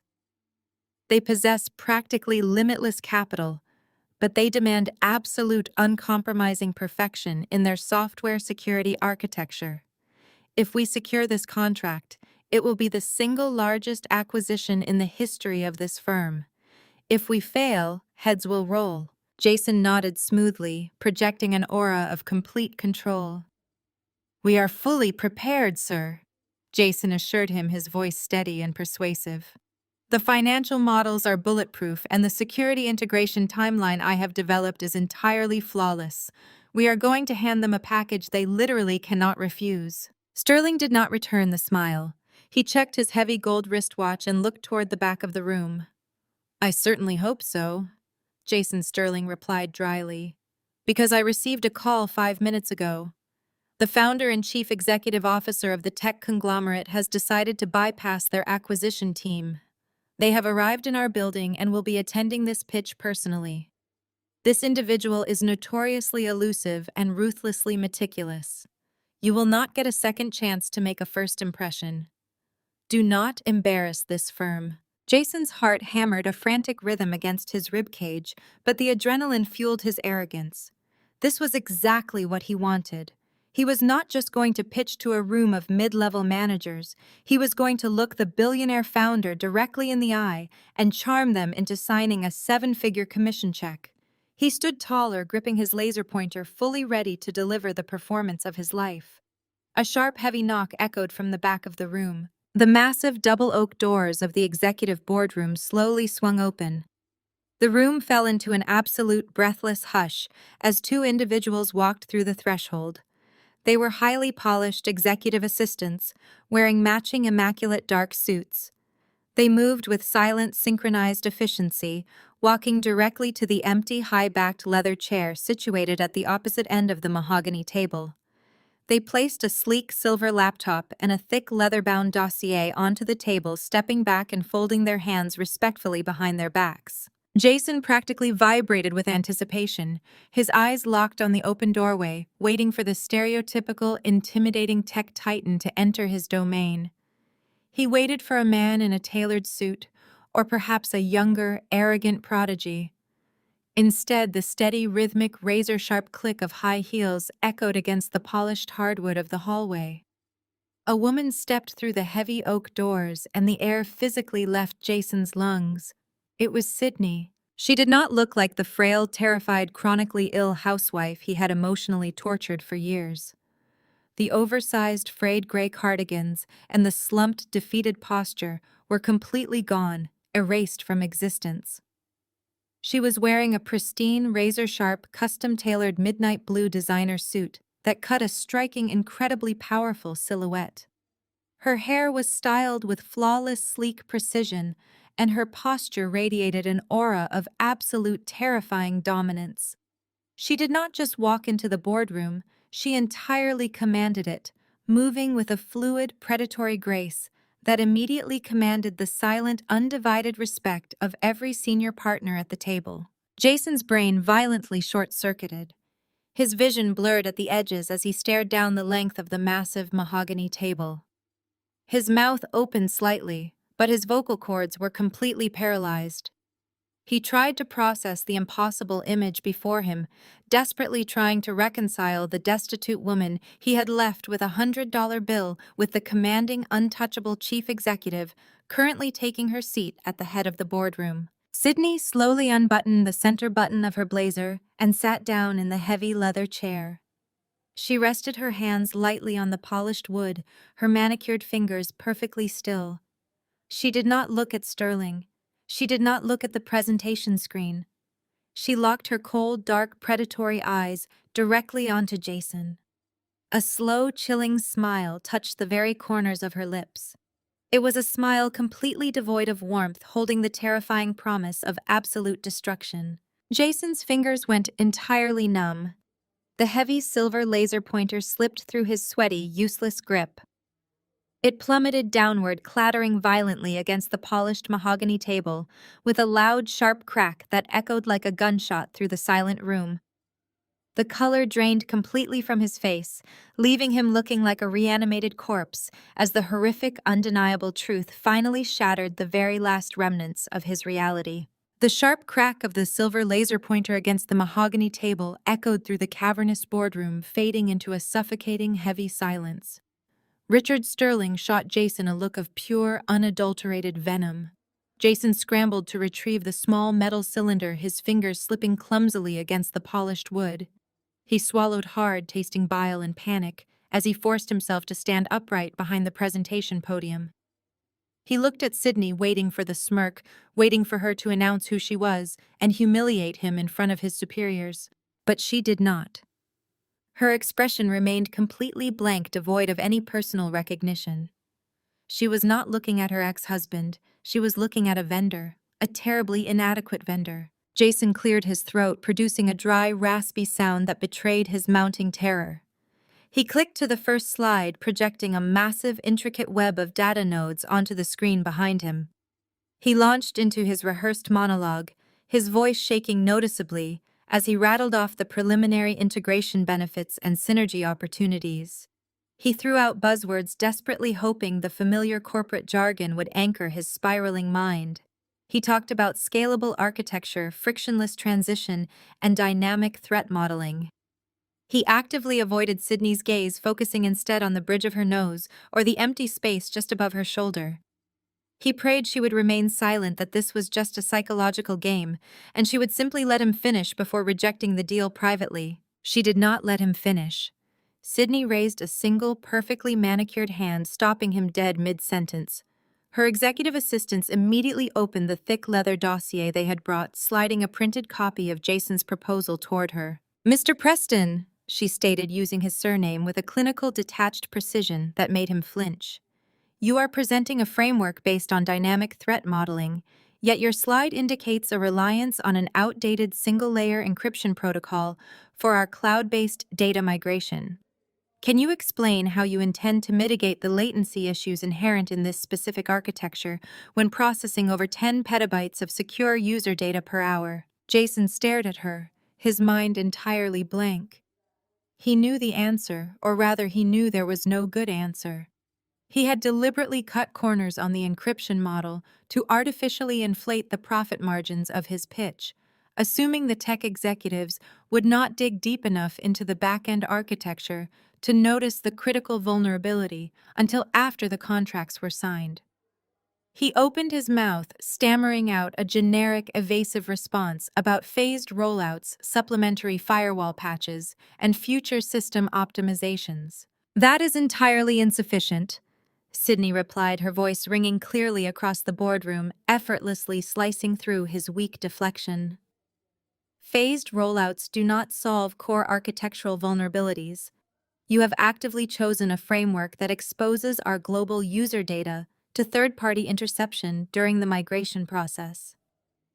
Furthermore, looking at page 42 of your proposal, your compliance budget allocates a mere fraction of the necessary funds for international regulatory audits.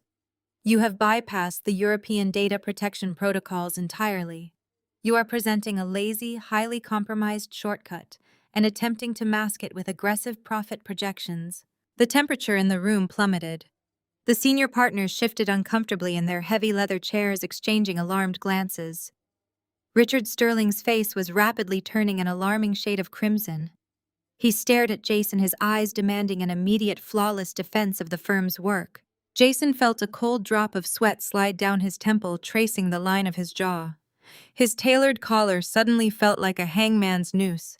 He tried to pivot desperately, clicking to the next slide, which highlighted the long-term financial savings of the package. While the initial architecture requires some minor optimization, Jason babbled, his voice pitching higher in pure panic. The long-term financial yield of this package is unprecedented. We are offering a 30% reduction in server maintenance costs over a 5-year period. This represents a massive boost to your bottom line. Sydney did not even look at the projected screen. She flipped to the back of the dossier, her movements calm and methodically ruthless. You are offering a 30% reduction in maintenance costs because you have stripped out the automated redundancy protocols, she countered smoothly, reading directly from his own hidden data tables. You have essentially removed the safety net. If a primary server fails, your proposed architecture does not trigger an immediate automated failover. It requires manual intervention. In the event of a catastrophic system failure, our conglomerate would experience a minimum of 4 hours of total blackout. That translates to an estimated loss of $90 million per hour in revenue and immeasurable damage to our global reputation. You are trying to sell us a hollow shell. Jason gripped the edges of the podium with crushing force to stop himself from physically collapsing. He was completely exposed. He had spent 6 months crafting a proposal designed purely to maximize his own commission by cutting essential corners, entirely banking on his charisma to sell the illusion to executives he thought he could outsmart. Sydney had dismantled his entire 6-month project in less than 5 minutes. She had not raised her voice or shown a single ounce of personal malice. She had simply used his own hard data to slaughter him professionally. Sydney calmly closed the heavy leather dossier and handed it back to her assistant. She folded her hands on the table and turned her attention away from the sweating, trembling shell of a man at the podium. She looked directly at Richard Sterling, her expression resolute and unyielding. Mr. Sterling, your firm has a strong reputation, but I cannot in good conscience expose my conglomerate to this level of gross negligence, she stated, her voice echoing with absolute authority. Your sales director's lack of integrity and foresight is a liability my company cannot afford. We will be pursuing our integration needs elsewhere. Sydney stood up, smoothing the front of her custom jacket. Without casting a single backward glance at Jason, she and her executive assistants exited the boardroom, their synchronized footsteps fading as the heavy oak doors clicked shut behind them with a terrible sealing finality. The silence they left behind was agonizing. Jason stood paralyzed behind the podium, his breath catching in his throat, waiting for the executioner's axe to fall. Sterling slowly rose from his chair at the head of the table. His hands were shaking, not from fear, but from a murderous, uncontainable rage. The largest contract in the firm's history had just walked out the door because of Jason's deceitful shortcuts. Sterling pointed a trembling finger directly at the boardroom exit.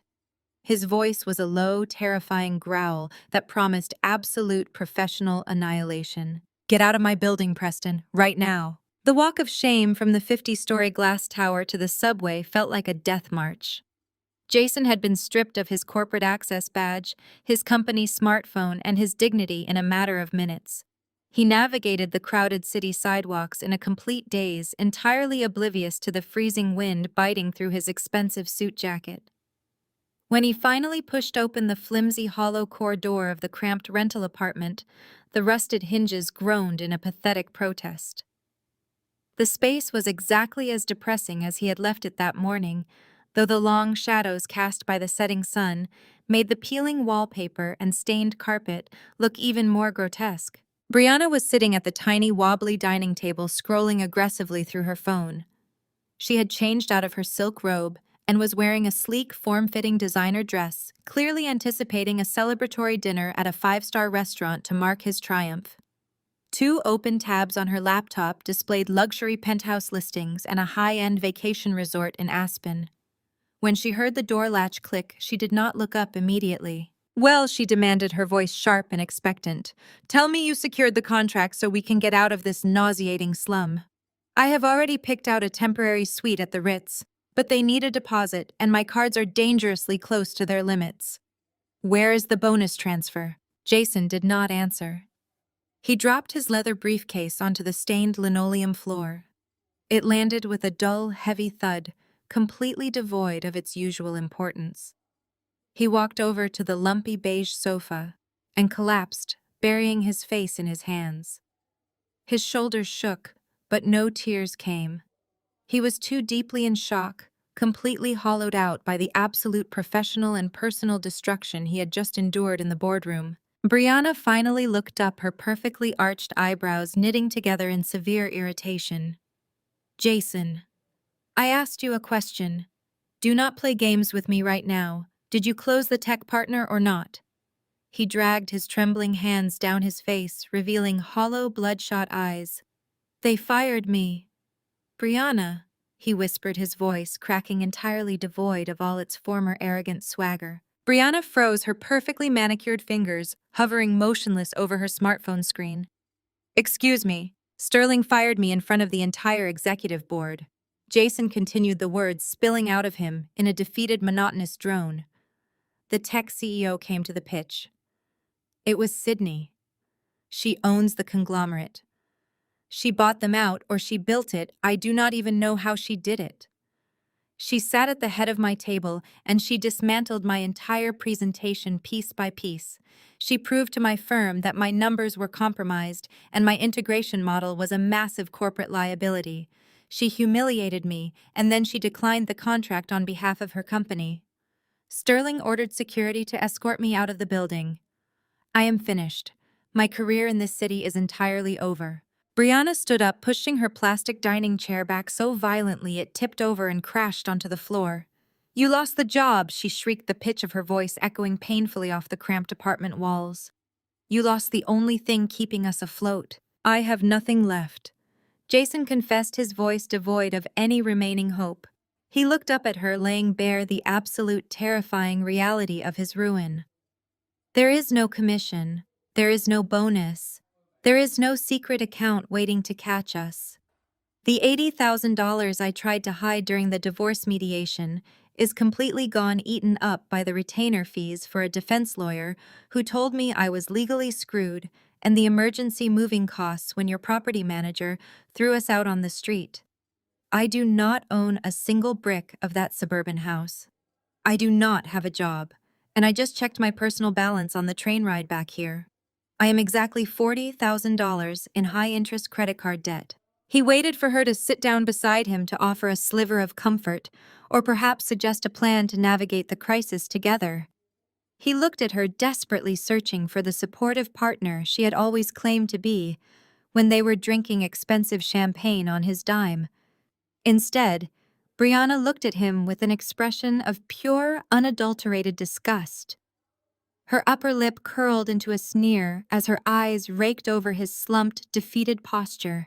You are $40,000 in debt, she repeated, her voice dripping with absolute venom. You do not own property. You do not have a salary. You are literally a broke loser. Jason flinched as if she had struck him across the face. Brianna, please, he begged, reaching a hand out toward her. We just need to figure out a plan. I can leverage my old contacts. I can find another position at a smaller firm. We can rebuild. Do not touch me, she snapped, stepping back rapidly as if his poverty were a highly contagious disease. There is no we, Jason. I did not sign up to live in a rat-infested closet with a disgraced unemployed fraud. I signed up for luxury vacations, fine dining, and a lifestyle you explicitly promised you could provide. You lied to me. You acted like you were a titan of industry, and you were just a pathetic tenant paying rent to your smarter, richer ex-wife. She did not waste another second. Brianna marched over to the corner of the room where her heavy-duty trash bags and designer luggage were piled. She grabbed her $30,000 Hermes Birkin bag, aggressively stuffing her laptop and jewelry case inside. She moved with ruthless efficiency, completely ignoring Jason as he watched her tear the room apart to retrieve her belongings. Where are you going? He asked, his voice pathetic and weak. Anywhere but here, she retorted, throwing her expensive camel hair coat over her shoulders. I am calling my friend in Manhattan. I am not spending another 30 seconds breathing the air in this pathetic slum. She grabbed the handle of her sleek rolling suitcase, the wheels catching slightly on the frayed carpet as she yanked it toward the front door. Jason sat paralyzed on the cheap sofa, unable to muster the physical or emotional energy to stop her. His chest ached with a hollow burning sensation. Brianna paused at the door, her hand resting on the cheap brass knob. She looked back at him one final time, her gaze entirely devoid of pity or affection. It was a cold transactional calculation of a bad investment being discarded. "You really thought you were the smartest person in the room, Jason," she sneered, shaking her head in mock pity. "But you were just the loudest. Enjoy your debt." She pulled the door open and walked out into the dimly lit hallway. The door slammed shut behind her, the noise echoing like a final, devastating judgment. The cheap walls of the apartment seemed to instantly close in on Jason.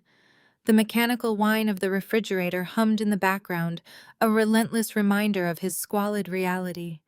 He slowly pulled his knees up to his chest, completely and utterly alone, sitting in the absolute wreckage of a life he had arrogantly destroyed with his own two hands. The silence of the cheap apartment pressed against Jason's eardrums, a heavy, suffocating weight that only amplified the frantic racing of his heart. He paced the short length of the stained carpet, his expensive leather shoes catching on the frayed edges. Brianna was gone. His job was gone. His reputation was reduced to ashes in a corporate boardroom. But the sheer, unadulterated rage boiling in his veins refused to let him surrender. He snatched his smartphone from the wobbly kitchen table, his thumb jabbing aggressively at the cracked screen as he navigated to his contacts. He found the number for Vance, the aggressive defense attorney he had retained for the divorce mediation, and hit dial. The phone rang 3 times before Vance answered, his tone laced with obvious exhaustion. Jason did not offer a greeting. He launched into a manic, spittle-flecked tirade, his voice echoing shrilly off the thin drywall. He demanded immediate, ruthless legal retaliation. He paced furiously, kicking a stray fast food wrapper out of his path, ordering Vance to draft an email directly to Sydney and her representation. Jason screamed that he was the victim of a massive, orchestrated corporate fraud. He insisted that the house and the company were deliberately concealed marital assets hidden behind shell corporations and deceitful accounting.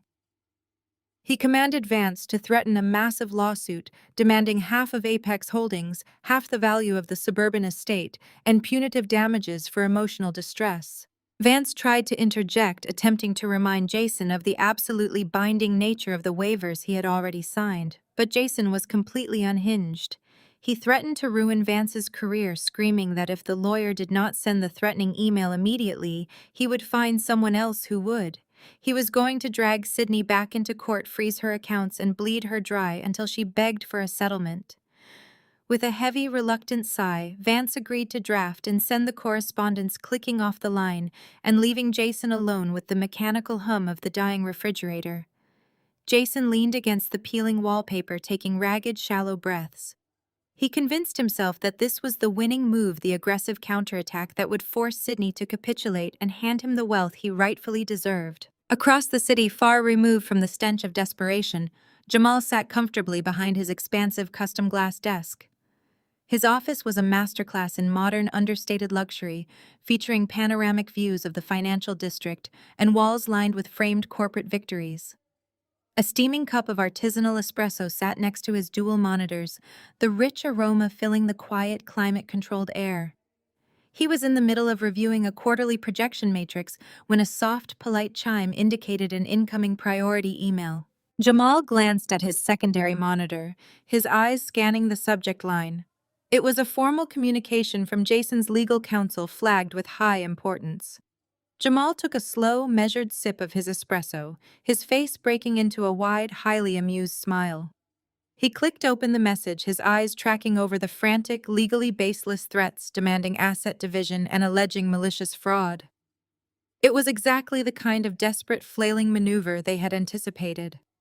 Jason was cornered broke and lashing out blindly. Jamal did not need to consult Sydney. He already possessed complete, unequivocal authorization to handle this exact scenario. He cracked his knuckles, pulling his wireless keyboard closer, and began to type. His response was a masterpiece of corporate execution, completely devoid of emotion, relying entirely on cold, irrefutable data. He did not bother with legal pleasantries. He stated in no uncertain terms that any attempt to file a lawsuit would be met with an immediate, devastating countersuit for frivolous litigation and legal harassment. To permanently seal the coffin on Jason's delusions, Jamal opened a secure encrypted folder on his server. He extracted two specific files. The first was the finalized notarized separation decree highlighting the exact clause Jason had personally demanded, the ironclad limited liability company waiver. Jamal attached it to the email, adding a brief note reminding Jason that this document was legally binding and entirely irreversible. Then Jamal moved to the second file. It was the final devastating blow they had kept in reserve for exactly this moment. He pulled up Sydney's most recent finalized personal tax return. He spent exactly 60 seconds carefully redacting her social security number, her residential addresses, and her banking routing digits. What remained completely visible, entirely unredacted, was the bottom line: the legally protected, meticulously documented net income for the fiscal year. He attached the PDF to the email. Jamal typed one final sentence reviewing the harsh, undeniable truth of the words before hitting send. The email vanished into the digital ether, a guided missile aimed directly at the last remaining shreds of Jason's sanity. Back in the squalor of the rental unit, Jason's phone vibrated violently against the cheap veneer coffee table. He lunged for it, nearly tripping over the uneven floorboards. He saw the notification from Vance forwarding Jamal's response. His heart hammered a frantic, triumphant rhythm against his ribs. He assumed they were offering a settlement, begging to keep the matter out of the public courts. He opened the email. The text was incredibly brief. There was no settlement offer. There was only a cold, calculated legal rejection entirely supported by the first attachment. Jason opened the first PDF, staring at the exact waiver he had gloated over months ago. His own signature mocked him in black ink, legally barring him from ever touching a single cent of Apex Holdings. His stomach plummeted, a sickening sensation of freefall taking hold of his body. With trembling fingers, he tapped the second attachment. The redacted tax return loaded slowly on his cracked screen. He zoomed in, his eyes scanning past the blacked-out sections until he found the final calculated net income. His breath completely stopped. The number was crisp, clear, and mathematically undeniable. It was $5 million. $5 million in perfectly clean, legally shielded after-tax net income for a single year. The wealth he had been chasing, the lifestyle he had bankrupted himself trying to fake, had been sitting right in front of him the entire time. Sydney had built a massive, highly lucrative empire right under his nose, completely independent of his mediocre corporate salary. He had spent years mocking her small business, complaining about grocery bills, and hiding a pathetic $80,000 in a secret account. To protect that utterly insignificant sum, he had forced her to sign a document that legally severed his rights to a $5 million annual revenue stream. He swiped back to the main body of the email, his eyes locking on to the final, devastating sentence Jamal had typed at the very bottom of the page. "You threw away a winning lottery ticket because you thought it was trash. Do not contact my client again." The phone slipped from his numb, shaking fingers, hitting the floor with a dull thud. The massive, historic scale of his arrogance crushed the air out of his lungs. He had orchestrated his own absolute destruction, burning his marriage, his career, and his future to the ground for absolutely nothing. Jason's knees finally gave out. He collapsed onto the stained, filthy carpet of the empty apartment, staring blankly at the glowing screen of his fallen phone, utterly destroyed by the staggering weight of a $5 million mistake. For 3 agonizing days, Jason did not sleep, eat, or shower. He remained barricaded inside the freezing empty rental unit, entirely consumed by a toxic cocktail of cheap whiskey and overwhelming self-pity. The digital ghost of Jamal's email burned into his retinas, a relentless, looping nightmare of the $5 million figure. Every time he closed his eyes, he saw the crisp black numbers mocking his utter ruin. When the eviction notice was finally slipped under his peeling door, a primal, frantic desperation seized his chest. He could not accept this reality. He had to fix it. He spent hours scouring public corporate registry databases, obsessively tracking the limited liability companies attached to Sydney's name, until he pinpointed the residential address of her new private penthouse. It was an ultra-exclusive high-security fortress nestled in the wealthiest, most heavily guarded zip code of the city. He threw on the only tailored suit Brianna had not managed to ruin or steal, though it now hung loosely on his depleted, shivering frame, and took the long, humiliating subway ride across town. The towering glass and steel facade of the residential building was an imposing monument to extreme wealth. Jason lingered on the icy pavement outside, shivering violently, his hair greasy and his eyes sunken into dark, bruised hollows. He watched the polished revolving doors, waiting with the predatory, calculating patience of a starving animal. Finally, a delivery courier laden with massive, extravagant floral arrangements backed through the service entrance, briefly distracting the imposing uniformed concierge at the front desk. Jason seized the microscopic window of opportunity. He slipped through the heavy brass-trimmed doors, immediately hit by the overwhelming scent of fresh orchids and expensive ambient mahogany. The lobby was a sprawling masterpiece of imported Italian marble-brushed steel and acoustic perfection. He kept his head down, blending into the shadows of a massive geometric sculpture positioned near the bank of private keycard access elevators. His heart hammered a frantic, irregular rhythm against his ribs. He just needed 5 minutes. 5 minutes to deploy his charm to remind Sydney of their shared history, to make her remember the man she used to blindly adore and care for. A soft, melodious chime echoed through the cavernous space. The digital display above the center elevator flashed, counting down rapidly from the penthouse level. Jason pressed his back against the cold stone pillar, his breath catching painfully in his raw throat. The brushed steel doors glided open with silent, expensive precision. Sydney stepped out into the lobby, and the sheer force of her presence practically suffocated him. She was an absolute vision of untouched, serene power. She wore a pristine ivory cashmere trench coat, draped effortlessly over a tailored emerald silk dress. Her posture was flawless, radiating a quiet, dangerous confidence that commanded the immediate attention of the entire room. She was speaking softly in French into a sleek, wireless earpiece, holding a matte black leather clutch. She looked nothing like the timid, chronically ill woman he had discarded and emotionally tortured. She was a reigning monarch, inspecting her domain, utterly untouchable, glowing with vitality and completely thriving in his absence. Jason's fragile, heavily fabricated composure instantly evaporated. The carefully rehearsed, charming apologies he had practiced on the subway completely vanished from his fractured mind. The concierge finally spotted his rumpled figure lurking behind the sculpture, letting out a sharp shout of warning, but Jason was already moving. He broke from the shadows, his expensive leather shoes slipping wildly against the highly polished marble floor. He did not merely walk up to her to plead his case. He completely surrendered his final shred of dignity.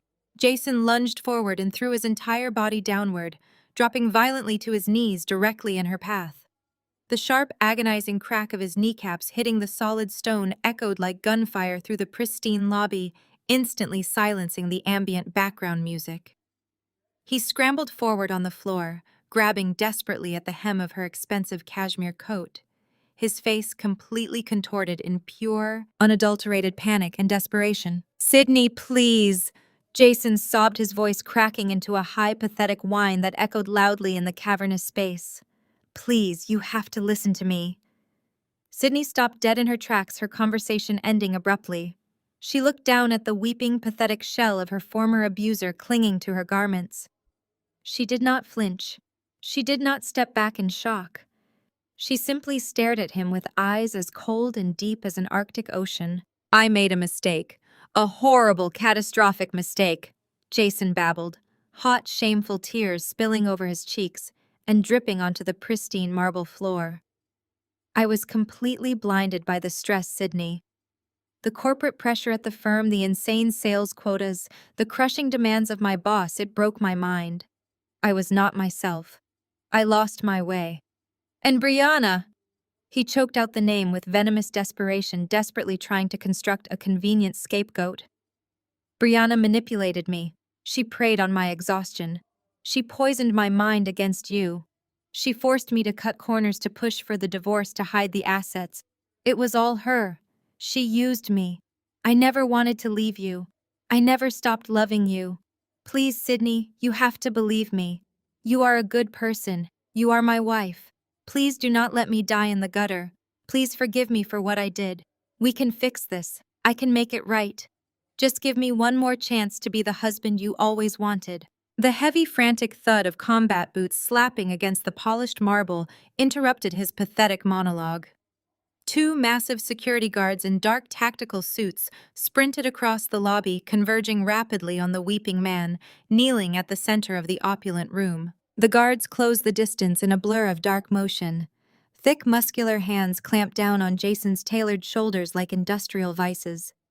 The sheer physical force of the men instantly halts Jason's forward momentum, violently breaking his desperate, pathetic grip on the hem of Sydney's pristine cashmere coat. Jason gasps a sharp intake of air as the guards yank him brutally upward. His expensive leather shoes slip uselessly against the polished Italian marble, his knees hovering an inch above the cold stone as the two men suspend him in midair. He thrashes instinctively a weak and useless resistance against the tactical fabric of their uniforms. "Wait!" Sydney commands. Her voice is soft, yet it carries a sharp, undeniable authority that instantly echoes through the cavernous lobby. She raises a single, perfectly steady hand. The security guards freeze immediately, locking Jason in a humiliating suspended crouch. They do not release their iron grip, but they halt their march toward the exit, awaiting her final directive. Jason's heart leaps into his throat. A wild, delusional spark of hope ignites in his chest. He stares up at her through a blur of shameful tears, and sweat his breathing ragged and shallow. She stopped them. She wanted to hear him out. He truly believes in this fractured, desperate moment that his groveling has worked. He expects to see a flicker of the old Sydney, the woman who used to bend to his will, the woman who constantly sought his approval and forgave his endless transgressions. He waits for the tears to well up in her eyes. He waits for the familiar, comforting warmth of her empathy.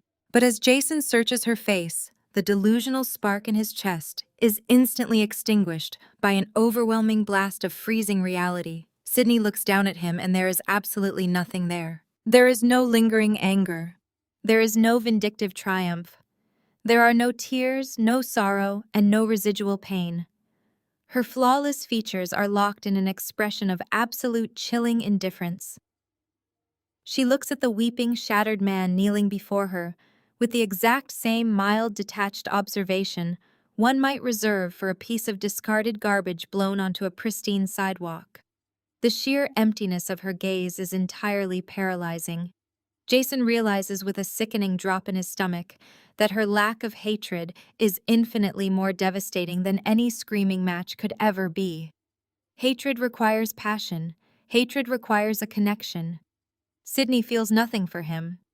He has been completely and utterly erased from her emotional register. She slowly lowers her hand, gracefully smoothing the spot on her ivory coat, where his sweaty fingers had desperately clutched the fabric. The gesture is small, but it radiates a profound disgust. She takes a half step back, ensuring her expensive emerald silk dress remains completely out of his reach. The opulent lobby is dead silent, save for the ragged, pathetic sound of Jason gasping for air. "You are not sorry, Jason," Sydney states, her voice ringing out with a cold, surgical precision that cuts straight through to his bones. Jason opens his mouth to protest, to launch into another desperate string of fabricated apologies, but the absolute deadness in her eyes steals the breath directly from his lungs. His jaw hangs open, useless and trembling. She does not raise her voice. She does not need to. Every word she speaks lands with the heavy, undeniable weight of a judge delivering a final, unappealable sentence. "You aren't sorry you cheated. You aren't sorry you kicked me out while I was sick. You are only sorry you found out I'm not poor." The words hang in the air, a flawless, mathematically precise autopsy of his entire character. Jason feels the blood drain entirely from his face, leaving his skin a sickly, pallid gray. The carefully constructed illusion of his remorse is stripped away, leaving him entirely exposed under the harsh, unforgiving glare of her absolute truth. He cannot hide behind his arrogance. He cannot hide behind his corporate buzzwords or his expensive suits. He is nothing but a hollow, greedy shell of a man, and she sees right through him. My net worth didn't change who I was, Sydney adds, delivering the final lethal blow with a terrifying, serene calmness, but it certainly revealed who you are. The silence that follows is absolute. Jason's mind violently short-circuits. He wants to scream to deny it, to claw his way back into a position of power, but his vocal cords are completely paralyzed. The reality of his situation crushes down on him with the weight of a collapsing building. She knows exactly what he is. She always knew. The $5 million tax return, the ironclad waiver, the ruthless dismantling of his career in the executive boardroom, it was never about vengeance. It was simply a mirror held up to his own grotesque nature. He had handed her the weapon of his own destruction, and she had allowed him to bleed out by his own hand. Sydney does not wait for a response. There is nothing left for him to say that could possibly matter to her. The transactional nature of this encounter is permanently concluded. Without a single shift in her pristine posture, she breaks eye contact. The dismissal is total and absolute.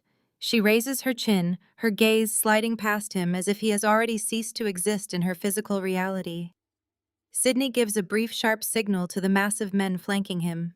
The lead security guard immediately tightens his grip on Jason's shoulder. The spell is broken. The two guards hoist Jason fully off the marble floor with effortless, terrifying strength.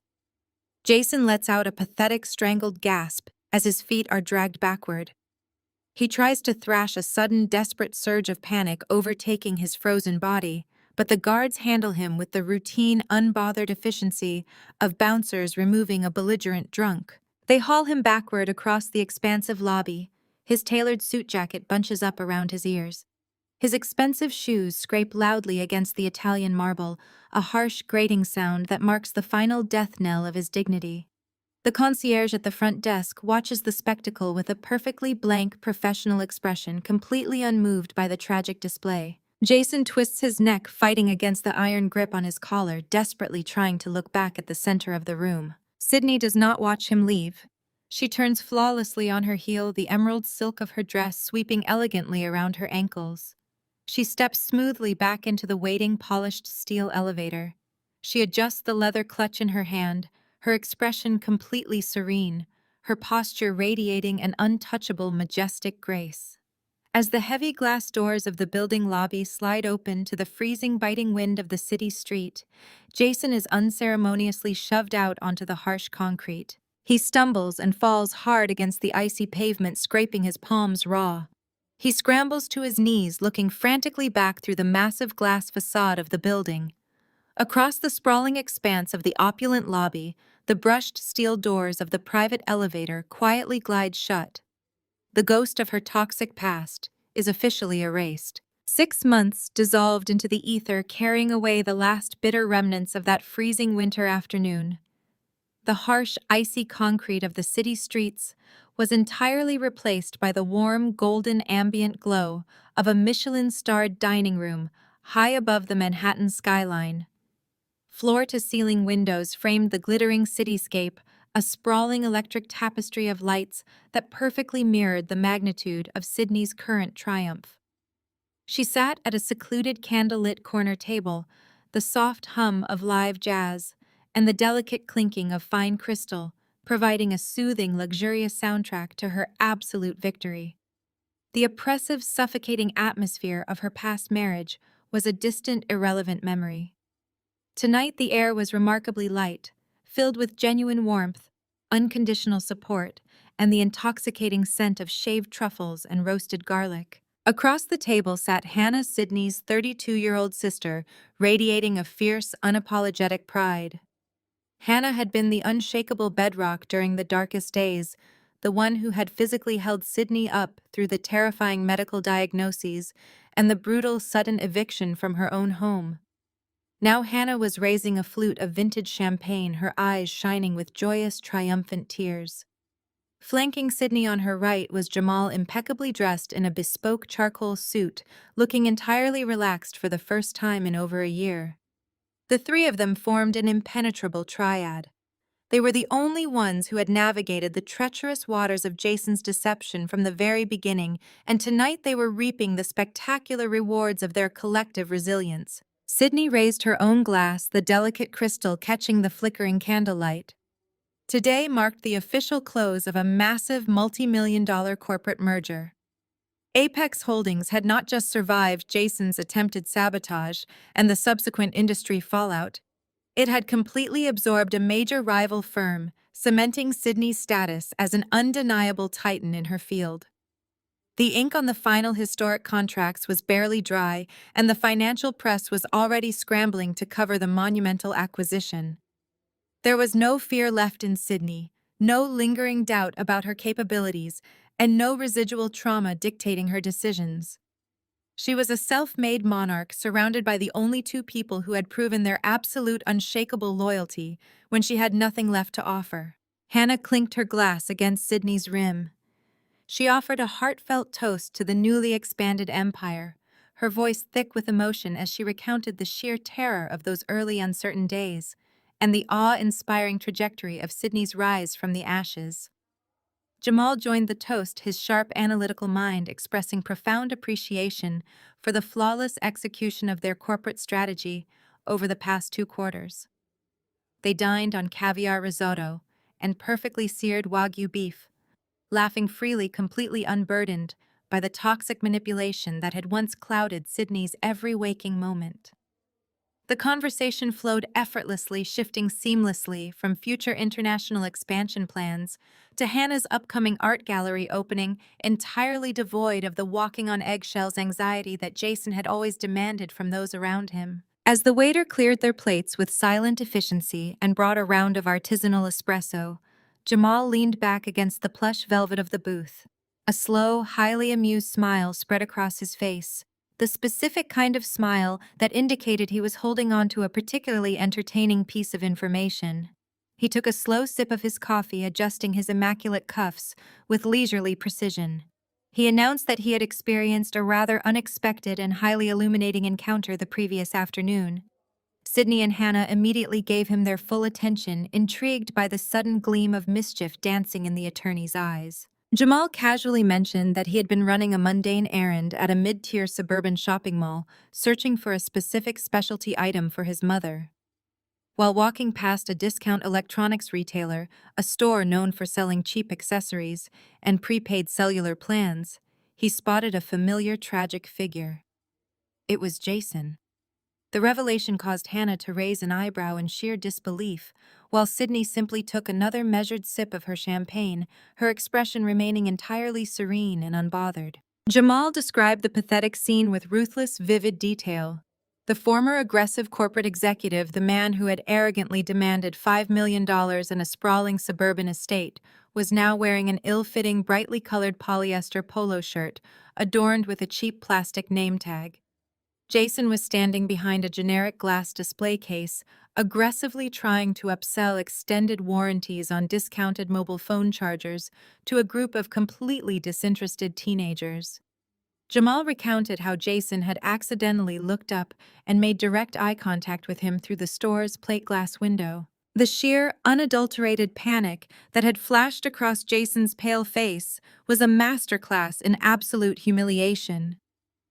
Jason had immediately ducked behind a towering cardboard promotional display featuring a cartoon mascot desperately trying to hide his spectacular fall from grace from a man who knew exactly who he used to be. Jamal noted that he had not even bothered to walk into the store to gloat. The visual confirmation of Jason's absolute undeniable ruin was satisfying enough from the other side of the glass. Hannah leaned forward over the table, entirely captivated by the sudden karmic update. She asked how a man who had earned a lucrative corporate salary and lived in luxury ended up hawking cheap electronics in a dying suburban mall. Jamal, ever the meticulous researcher with an extensive network of informants, had already uncovered the full scope of the disaster. He explained that Brianna, the ambitious, conniving mistress, had not just ruined Jason's marriage and career. When she realized Jason was entirely cut off from Sydney's wealth and completely blacklisted from his own industry, She executed a flawless, ruthless exit strategy. She had convinced a desperate spiraling Jason to open multiple high-limit credit cards solely in his name to fund her lavish lifestyle and maintain the illusion of their wealth. She maxed them out on designer goods, luxury spa retreats, and expensive jewelry, and then vanished without a trace, leaving no forwarding address. Jason was utterly buried under a mountain of crushing, insurmountable debt. His meager wages from the retail job were actively being garnished by aggressive collection agencies. He was legally trapped, unable to declare bankruptcy without exposing himself to further fraud investigations regarding his previous corporate misconduct at his old firm. His former colleagues had entirely shunned him, treating him like a highly contagious social pariah. He was currently living in a dingy, unrenovated studio apartment on the worst side of the city, relying on unreliable public transportation and counting pennies just to keep the lights on and the heat running. The grand, arrogant master manipulator had been thoroughly outplayed by his own mistress and reduced to absolute grinding destitution. Hannah let out a sharp, genuine laugh, shaking her head at the sheer poetic justice of the situation. She noted that Jason had finally gotten exactly the life he had always accused Sydney of dragging him toward. Jamal nodded in agreement, his expression returning to his usual professional calm. He looked directly at Sydney, waiting to see if the news of her abuser's utter destruction would elicit a reaction of triumph or lingering anger. Sydney placed her crystal flute gently on the crisp white tablecloth. She looked at Jamal and then at Hannah. Her heart did not race, her hands did not tremble. She felt no lingering desire to gloat, nor did she feel a single ounce of pity for the man who had tried to break her spirit and steal her future. Jason's miserable existence was nothing more than a cautionary tale, a minor, insignificant footnote in the grand sweeping narrative of her extraordinary life. She refused to waste another second of her beautiful evening dwelling on his misery. Sydney smiled, a bright, radiant expression of pure, unburdened happiness. She raised her glass one final time, looking at the two incredible people who had helped her build an empire from the ashes of her old life. She toasted to the future, to unyielding loyalty, and to the beautiful, undeniable reality that the absolute best revenge is simply living a spectacular life. The crisp, clear ring of fine crystal chiming together serves as the perfect punctuation to Sydney's toast. As she takes a slow, lingering sip of the vintage champagne, the delicate effervescence dancing on her palate, she lets the ambient, joyful noise of the restaurant gently fade into a soft, distant hum. For a brief, uninterrupted moment, she allows herself to fully detach from the celebratory conversation happening across the table. She sinks back into the plush velvet upholstery of the private booth, turning her gaze toward the floor-to-ceiling window beside her. The glittering, sprawling expanse of the Manhattan skyline stretches out for miles, an electric ocean of light that perfectly mirrors the boundless, triumphant energy currently surging through her veins. Looking at her faint reflection in the darkened glass, Sydney realizes with profound clarity that she barely recognizes the woman staring back at her. The physical transformation is undeniable, but it is the internal shift that truly astounds her. Just over a year ago, she was a frail, perpetually exhausted shadow, physically breaking down under the invisible crushing weight of a highly toxic marriage. For years, she had genuinely believed her body was simply irrevocably failing her. The chronic, debilitating agony of endometriosis had been a constant, terrifying companion. It had dictated her daily schedule, drained her physical vitality, and provided Jason with an endless supply of cruel ammunition to label her as a broken, burdensome liability. She had spent countless hours in sterile medical offices, desperately searching for any medical intervention that could grant her relief from the vicious flare-ups that routinely left her bedridden and weeping in the dark. Yet a miraculous, undeniable biological shift had occurred the moment the source of her chronic stress was permanently excised from her environment. As the weeks without Jason's psychological warfare turned into months, the crushing, suffocating blanket of anxiety was entirely lifted. The exhausting, hypervigilant state of constantly walking on eggshells The terrifying anticipation of his next subtle insult or explosive temper tantrum had completely evaporated. As that insidious toxic stress bled out of her nervous system, her body had slowly remarkably begun to heal itself. The agonizing inflammatory flare-ups became significantly less frequent. The debilitating sharp pain receded to a manageable quiet whisper, eventually vanishing for stretches of time she had not experienced since her early 20s. Her energy returned with a fierce burning intensity. She sleeps deeply now, waking up with a clear mind and a physical readiness to conquer her demanding corporate schedule. Sydney understands now with absolute, unshakable certainty that her physical deterioration was deeply, inextricably linked to the poison of her domestic environment. Jason had not just been breaking her spirit. His relentless emotional manipulation had been a literal toxin, actively exacerbating her chronic illness and feeding off her resulting physical vulnerability. Now breathing in the rich climate-controlled air of the exclusive dining room, she feels an incredible boundless strength. Her health is no longer a weapon to be used against her. It is a powerful, undeniable testament to her survival. She shifts her attention back to Hannah and Jamal, who are currently engaged in a lively, good-natured debate about the structural integrity of modern architecture.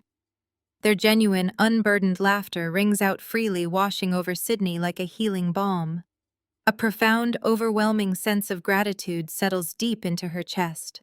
She takes a moment to process the sheer scale of her journey. She recognizes that the most terrifying, disorienting moment of her entire life, being violently discarded, stripped of her home, and left shivering on a freezing sidewalk, while her body tore itself apart, was not the tragic conclusion of her story.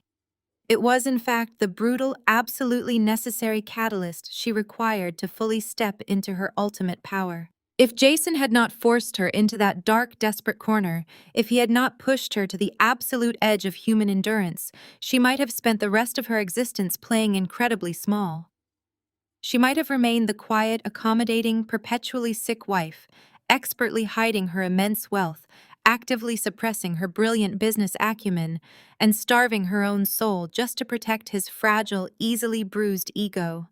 Hitting absolute rock bottom at the hands of a treacherous, calculating abuser had completely shattered her illusions.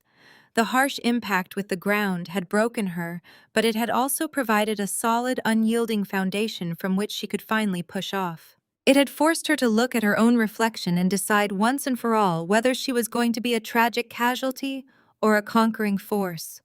She chose to conquer. She took the shattered, discarded fragments of her former life and forged them into an impenetrable titanium empire. The multi-million-dollar corporate merger she finalized today is not just a massive financial victory or a strategic industry takeover. It is the physical manifestation of her rebirth. She took the ultimate soul-crushing betrayal and alchemized it into pure, unadulterated power. She is thriving not just in spite of what was done to her, but because the fire meant to destroy her ended up forging her into unbreakable steel. As the evening elegantly winds down, the jazz trio plays a soft, triumphant final chord. The waiter approaches with silent grace, placing the final check on the table. Sydney effortlessly produces a sleek black card, handling the astronomical bill without a second thought. She looks out one last time at the sprawling, glittering expanse of the city below, feeling a profound connection to the millions of unseen lives navigating their own hidden struggles in the illuminated windows across the metropolis. She has conquered her darkest demons, reclaimed her health, and built an empire that no one can ever take away. Sometimes being thrown out into the cold is the only way to realize you hold the keys to your own empire. You can't control how people value you, but you absolutely control the price of admission to your life. Have you ever been severely underestimated by someone who thought you had nothing? Tell me how you proved them wrong in the comments below.